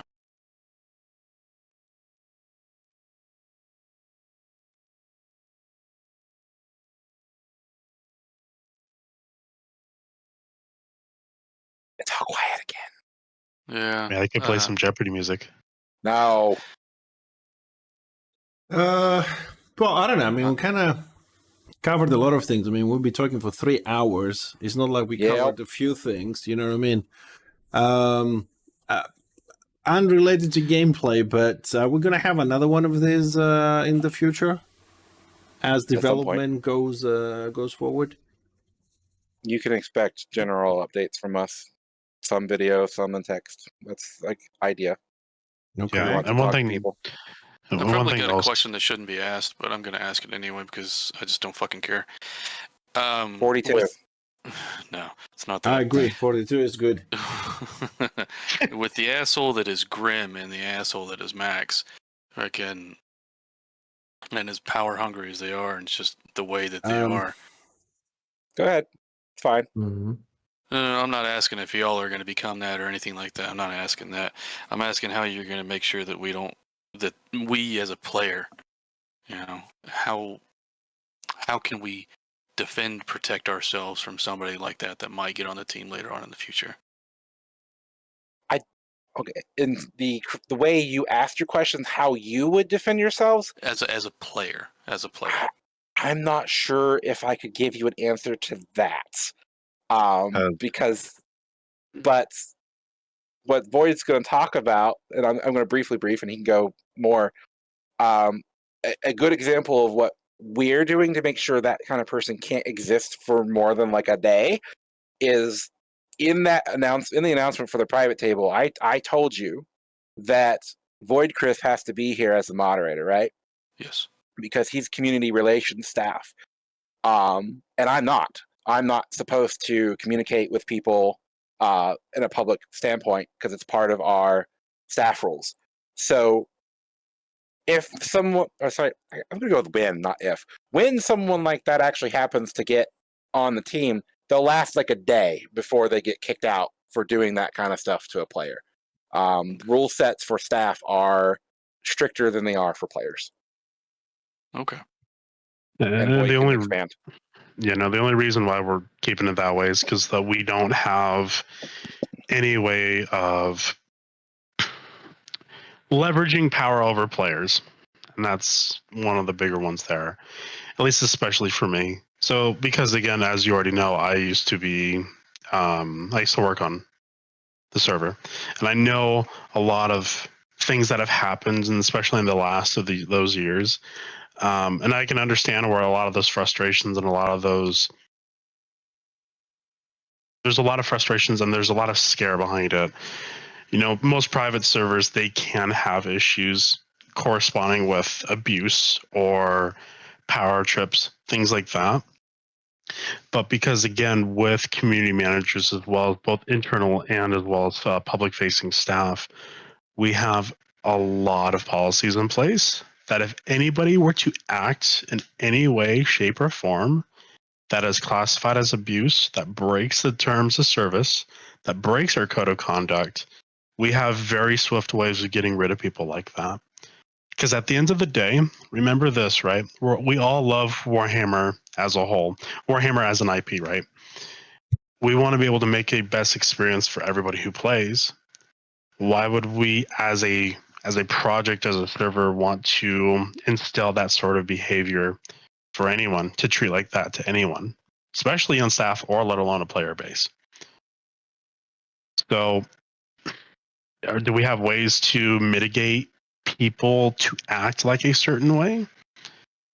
In the beginning, yes, but can we also make sure that no one is going to act like that? No and yes, because you cannot fully understand somebody's motives when you first meet them at face value. Obviously, when you meet people, right? People will give you any kind of answer, or anybody, if you know them for a while or whatnot, you just don't know. But when that time comes, when you start seeing them for the behaviors that they are, that's when you start making changes, and that's when you start moving. If it starts becoming more of a problem, if it starts becoming where you say, hey, this particular person needs to be removed for XYZ reasons, that goes to an internal vote, that goes to our aspects that we have to deal with. So we have a huge policy, a huge standpoint, a huge amount of rules that we have to take place for ourselves because we hold ourselves to a much higher standard, that we have to act, because without a community, we're nothing. And we know that. Thank you for your time. Quick question, Void. Is there a TOS somewhere? So actually, with the Interbellum Discord, if you look at the top left-hand corner, okay, well, I'm on desktop. If you go to the Warhammer Interbellum, if you go to the Rules tab, we have a player code of conduct as of right now, especially how you should interact with other players. And then when the server does come on up, we will be updating it over time, but these are pretty much the basis to work with. There are going to be factors inside there as far as the staff code of conduct. Like I said, it will start evolving more later on down the road as we get much closer to launch. But that being said, if you want to be able to look through that's public information for you. Yeah, I know. I'm just saying if there was something else, because why I'm asking? I'm asking because of this. On the other private server, I personally went years ago and read the TOS, so I knew what to expect. As time went by, a lot of people that started playing didn't actually read it, and then they start thinking they had rights and opinions and so on and so forth. So I wanted to read them for myself first of all, and then inform other people that, you know, guys, this is the TOS. You gotta be aware when you go on this server, this, and this is, you know what I mean? So people won't have false expectations. I just wanted to do some informational thing there. So that's why I'm asking. So if that's going to be evolving, I'll keep an eye out for that. For sure. And one thing to really kind of point out on that with community managers and with GMs as an example there, we have to follow strictly with what our terms of service says at that given point. Again, if any GM tries to sway it in their own way, or at least try to bend the rules, because what happens when you bend something, it can break, right? So if anybody who tries to bend it a specific way, you know, they will be ejected out. At the end of the day, you know, when the terms of service starts evolving, we don't want to make sure that no one has their own personal agendas kept at their side, and then they also have another book, which is the terms of service, and then they're going to see how they can mesh it with each other. We don't want that. So I know where the frustrations come from, because again, I understand that standpoint. I've been around a lot of that, and that is something I am making sure that never happens here for anything, because obviously, as if you guys have seen, like with ARC and a few others, there's a lot of abuse that goes in place, right? Yeah. At the end of the day, when you look at Interbellum, I want you guys to look at it as saying, hey, we're very passionate about Warhammer. We're very passionate about the staff. Our staff is very passionate about you guys. Why would we want to do anything like that to further hurt the image of Warhammer, let alone with us as a whole? That's who we are. Of course, you know, but that's my take on it. All good. Thank you for your answer. No worries. Is there any question y'all can think of that we didn't ask? I think personally, after 3 hours and something, I think we pretty much covered a lot of things. Possibly we'll have more answers, but I gotta go through all the things we recorded, listen again, see if something else comes up. Right now it's like 1:20 in the morning for me, and I think I'm okay, but I'm not done for the night. But go get a kebab, stay up for another 4. I mean, I could always send you some money, and then you can go get some energy drinks. We can stay up another 6 hours. Oh, Void, you got me wrong. I'm not going to bed. I have a lot of work to do with this 3-hour recording, and just to be honest, when we're done, we say this is it. I'm gonna need 5-10 minutes of your time, anyways. Ha! What? Oh boy. And there's a few things I need to discuss with you from today, which has nothing to do with the recording. The other people here, so you're the community manager, so it falls to you, I suppose. For sure. And always remember that Lou T is also one of the other community managers as well. So if you can't get a hold of me, you can always message him as well. Okay, cool. Thank you. Please don't bother me. Oh, I will. He's only here. He's like so Ram is like Pandora's box, right? We open him up and many things come out.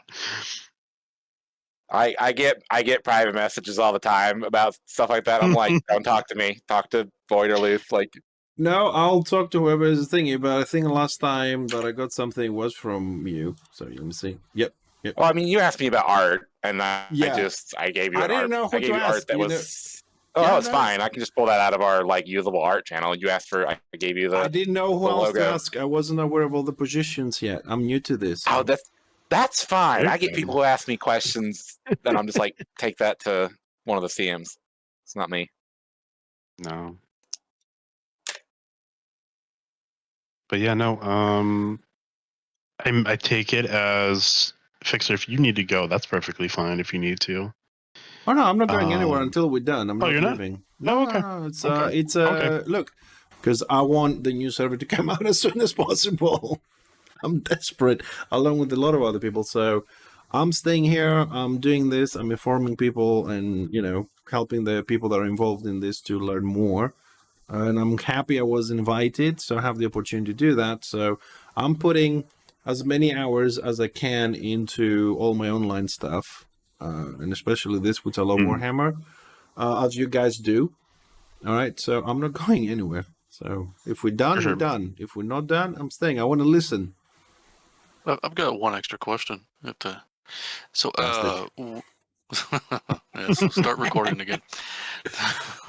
With the Chosens, this is a very specific question. It's for one of my friends.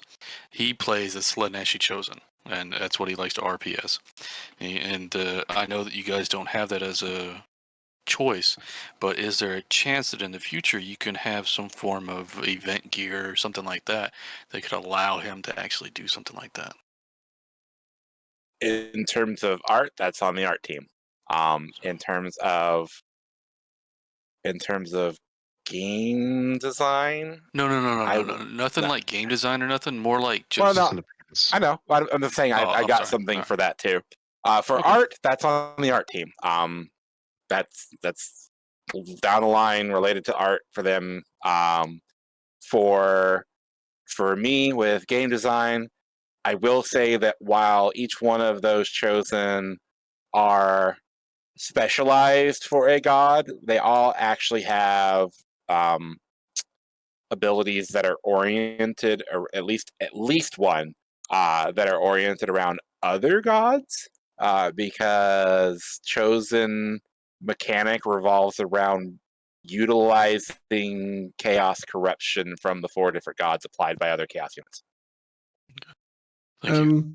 Just on that question, have you guys even as a, let's say, I don't know, fantasy future feature, whatever, have you ever considered to maybe expand the trees, instead of 3 have 4 or 5? Not right now, no. Okay. Is it a possibility? Sure. I don't really know of any reason why it wouldn't be. It's just a matter of, if you expect. Here's the one time where you get into the problem of, like, if you do something for one person, you got to do it for everyone. Say I could make a 4th spec for a couple of these classes, and I probably can pretty easily. We can't for every single one of them. For example, I even said when I was going down the class, we haven't built a 3rd spec for the Night Goblin yet. It's currently empty. So having to make another 24 specializations in order to not hear it constantly that Chosen has a 4th spec but Marauder doesn't. Yeah, no, I get that. I was just saying if it was something, because there was some ideas before on other servers that, create mirror classes of the Marauder to Order or the Lion to the Destricide, things like that, more models, more design, more animations. I was just wondering if in the evolution of the game, maybe you thought that far ahead, or, something like that. No. Create more versatility. I don't know. This is just for the thing I'm asking, a healer engineer, or as you already made a tank engineer, or, I don't know, a tank zealot. So I'm just saying crazy things, just saying, expand the possibilities. Yeah, we have some, obviously. I went through all the specs at request. We have expanded. I don't think we will for a while. It would definitely be way after launch. Yeah, yeah. You mentioned, I don't know, an hour ago that as expansions, we're going to get Land of the Dead and some other things. Mm-hmm. Regarding Land of the Dead specifically, you guys want to have it like PvE, PvP mix that it was on live, or some version of that, or you're going to do something already like a scenario kind of type of thing? Or do you have a completely different idea for that? It's completely different, and it's part of the RVR document that I'm not allowed to talk about. Right, okay, cool. Let's shut that up pretty quick. Well, I'm not going to push him. Look, I understand his position. It's a difficult position. I'm playing. It's a difficult position. I understand. So if he says I can't talk, that's it. It's okay. It's difficult because we want to talk about it, but we can't. Yeah, but the thing is, I got an answer. It's not going to be a scenario. It's not going to be live. It's going to be something. I got an answer. I got something out of it. It wasn't completely no answer. You know what I mean? You have to read between the lines, buddy. Yep. I mean, I give as much of an answer as I can. I don't want to be one of those devs on video games that gives up shit they're not supposed to. Not a problem. Which happens all the time. Yeah. Anybody else? No? All right. I suppose 3 hours and 20 minutes was pretty good. And also, one thing as well, I don't know if I believe I messaged quite a bit of you on this altogether. So, this is also inside the announcements as well. So we were just reaching out to everyone here, just making sure that it was a non-privileged sort of like get together all together. Just want to make sure that's kind of clear to everybody. It was just more of reaching out. I know quite a few of you from the other server, because again, it was based on your discussion temperaments. That's all. Yes, that was also it too. Based off of just interaction with the community and seeing where everybody was, and no one was going to be flaming each other or anything like that. That would be the biggest thing there. But basically, we didn't want Void to have to work during this. I know just a little bit, but again, we do want to look for temperaments as well. So that'd be the biggest one. So yeah. No, we're happy probably to should have be said at here. the beginning of the recording. We're happy. Yeah, to be here I'm anyway, gonna. so. I think at the once when I do the editing, and then I'll put that in real quick because it's forgot about it. All right, so we're done with the questions and all that. I know there's more going to be coming. Just checking. Yeah. I do know for a fact that there's probably going to be one question on about this. I do have a At least meme the question answer if you want. That's been sitting on my question list, but it's a meme question. So do you want it or not? Go for it. I don't care. Okay. I said anything. All right. 43. No. We're still gonna have the issue of Chopper versus Slayer. You're Get to talking the about Chopper Rampage? Yeah. Have we done something sure, on that? I'm sorry. I've got I'm a perfect asking answer this. for Rampage. I'm asking this for two reasons. I said it's a meme one because, number one, I am sick and tired every time I stream to have this argument. I've been streaming for like 5 years. Warhammer is like every single day I have this argument on the stream. It's kind of like tiring. And two, because I had like 20 people ask me about this, and I said, okay, fine, I'll just ask it and be done with it. So over to you. Yeah, we actually got a lot of that in the Q&A too. So I answered it indirectly in the Q&A. Interbellum does not have undefendable damage. I have not a single freaking ability that I have made in this game is undefendable. This Rampage doesn't exist. That's gone. Rampage is not undefendable anyways. And Rampage makes your attacks undefendable. Yeah, It bypasses parry and block. It also goes through guard damage. Right. Well, yeah, So but you still have armor and resistance to work with. Yeah, okay, well, fair enough. So when I say undefendable, I mean avoidances. Right. Okay. Unmitigatable is there's no unavoidable attacks. So like if you try to hit somebody even with an adrenaline skill, they have a chance to dodge it and block it. Well, that block is not exactly getting rid of the skill, but like they have a chance to dodge it. What about the get to the chopper thing? As for get to the chopper, that doesn't exist either. Okay. That tells you how much I'm tired of that argument too. Yeah, the get to the chopper is, I think, the thing that I hate the most about it is not the whole pool situation more people get upset about. What I hate about is that is 5 skills. Effectively, it's 5 skills in one button.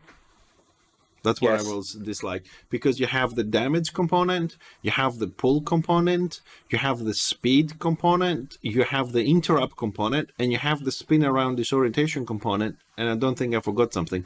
So it always for me felt unfair to have 5 things in one button. So if you guys unfortunately both Yoluigi and Luth are not here. It's just people who have played Slayer and Choppa on our tests. we made those classes more about actually dealing damage rather than, you know, gimmicks. I mean, it was a good idea as skills go. You know what I mean? You got a pool that was an interrupt and this and that. So it was working like this. I mean, But, what it felt like to me, I'll give you what it felt like to me is someone took the word choppa, grabbed the Arnold Schwarzenegger quote, right? Get to the choppa, Yeah. as a joke, and then built an ability based off of it. That's what it looks like to me. Yeah, pretty much. Yeah, Considering that, and you got Mythic's idea of like mostly mirroring, right? They've got a like. If something may not be mirrored directly onto its exact mirror class, but usually it's put somewhere else. And the fact that like Get to the Choppa is nowhere else on Order and Rampage is nowhere else on Destro kind of flies in the face of what most of what Mythic's design ended up being after their initial launch. You are right about this. Most of the skills can be found somewhere else. Like, for example, the package of the engineer, because in my opinion, engineer is the most versatile class and can do anything from support to DPS to tanking to... That sounds like bias. Well, I do play... Everybody knows me. I'm not hiding anything. I always had 100% transparency. I love engineers. Yes, I am biased towards the engineers. Not all dwarves, engineers. But the thing is, it's so versatile. The engineer package is broken between the squig and a little bit on the magus and a little bit on the marauder. So it does exist on Destro, but it's not in one place. So I've always found that when you have all the classes, there was some sort of a balance, you know, between the two sides. But when you have the thing Rampage, Get to the Chopper, it doesn't exist anywhere else. You kind of lose it when you stack those classes. You lose that balance no matter how many more you bring in. So I'm happy to hear that those skills don't exist in that kind of way anymore, and that will restore some sort of a balance there. Because I'll just, for the reference, there was a time when warbands were running 8 to 9 choppers for specific reasons, and the counter was 8 to 9 bright wizards. Well, there was a counter. I'm not gonna look into who was winning more or losing, you know, more or whatever on the fight between those two, but it did create an unbalance into the class system in this sense. Especially when it takes 160 hours to make a class. Yeah, but the thing is, gameplay-wise, because look, a lot of the builds, and I say this to people all the time, a lot of the builds on paper may look good, may not work in-game. A build may look bad on the paper in some aspects and work great in the game. You have to test the builds before you put them. In modern games, the builds come out before the game come out even. And, you know, you have to tweak them afterwards. This is why when I make builds, I say to people, let me level up, let me test it for a week and see if it actually works. The problem it created is that the people stack like 8 choppers on one side and 8 bright wizards on the other to counter it and the other way around. So all the other classes, they were just sitting there thinking, where the hell am I going to play in a warband? Nobody wants me. You know, so these imbalances have to be removed, which I think you already have on your systems. And this is what makes the game interesting. I'm done.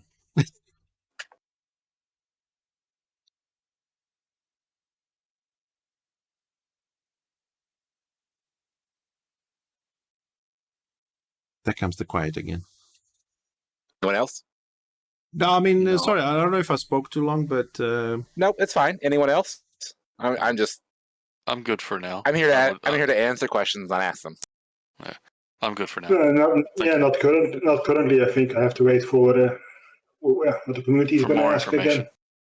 Yeah, well, it's the feedback of the community. See what they want. See what the questions that pop up for them.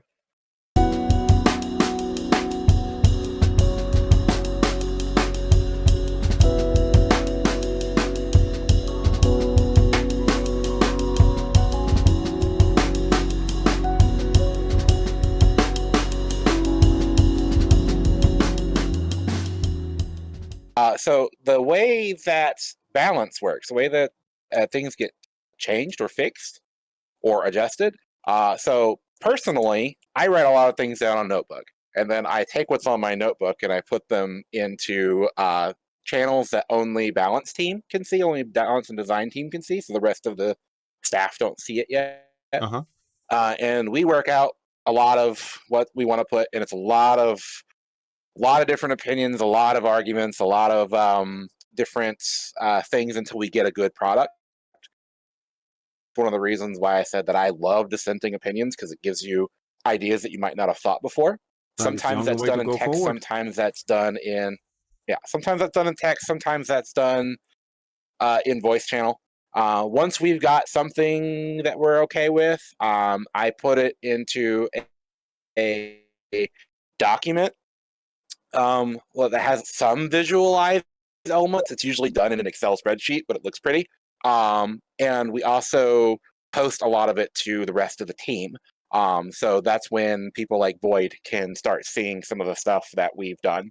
And I also usually put it on an internal builder at that point, which is what the one you guys currently have linked is kind of coded off of. And then what we were doing before, when we actually had community members and testing, is we would then post that, and this is also similar to what we're going to do when we go live, is then those documents and stuff gets posted out to the public to comment and feedback on, while we're also running it on the testing server before it would ever come out to the actual live server. Well, it's a good and that has been our process this entire compartmentalization. time. It's a good way of doing it. So basically, you've got input from ideas. So you've got like John and Dan Sari, Cap and Middle. Their job is to collect information from other people, including their own ideas, and then just throwing that at each other and seeing where it sticks. Basically, people will champion ideas that they find, and then a lot of that hard, like if you ever actually read some of Balance Team's chats, you would think we hate each other sometimes, by just how often we go at each other trying to get defending ideas. We actually are all enjoy each other's company, but we are all PvPers, so you get but that's the only way you can actually get a good result. If everybody's backing down for someone, then you don't actually get to test right. ideas. And so everything you see coming out is based off of that whole process. Which is a healthy process, and this is good to know both for myself and other people that will learn this information. I mean, internal argument is good for a good product. If you don't defend your opinion, and not just defend it like it's my opinion, but defend it. This is the arguments. This is why. This is how it should work, and then have other people build on that or dismiss that and give you something better. You're never going to have a good product.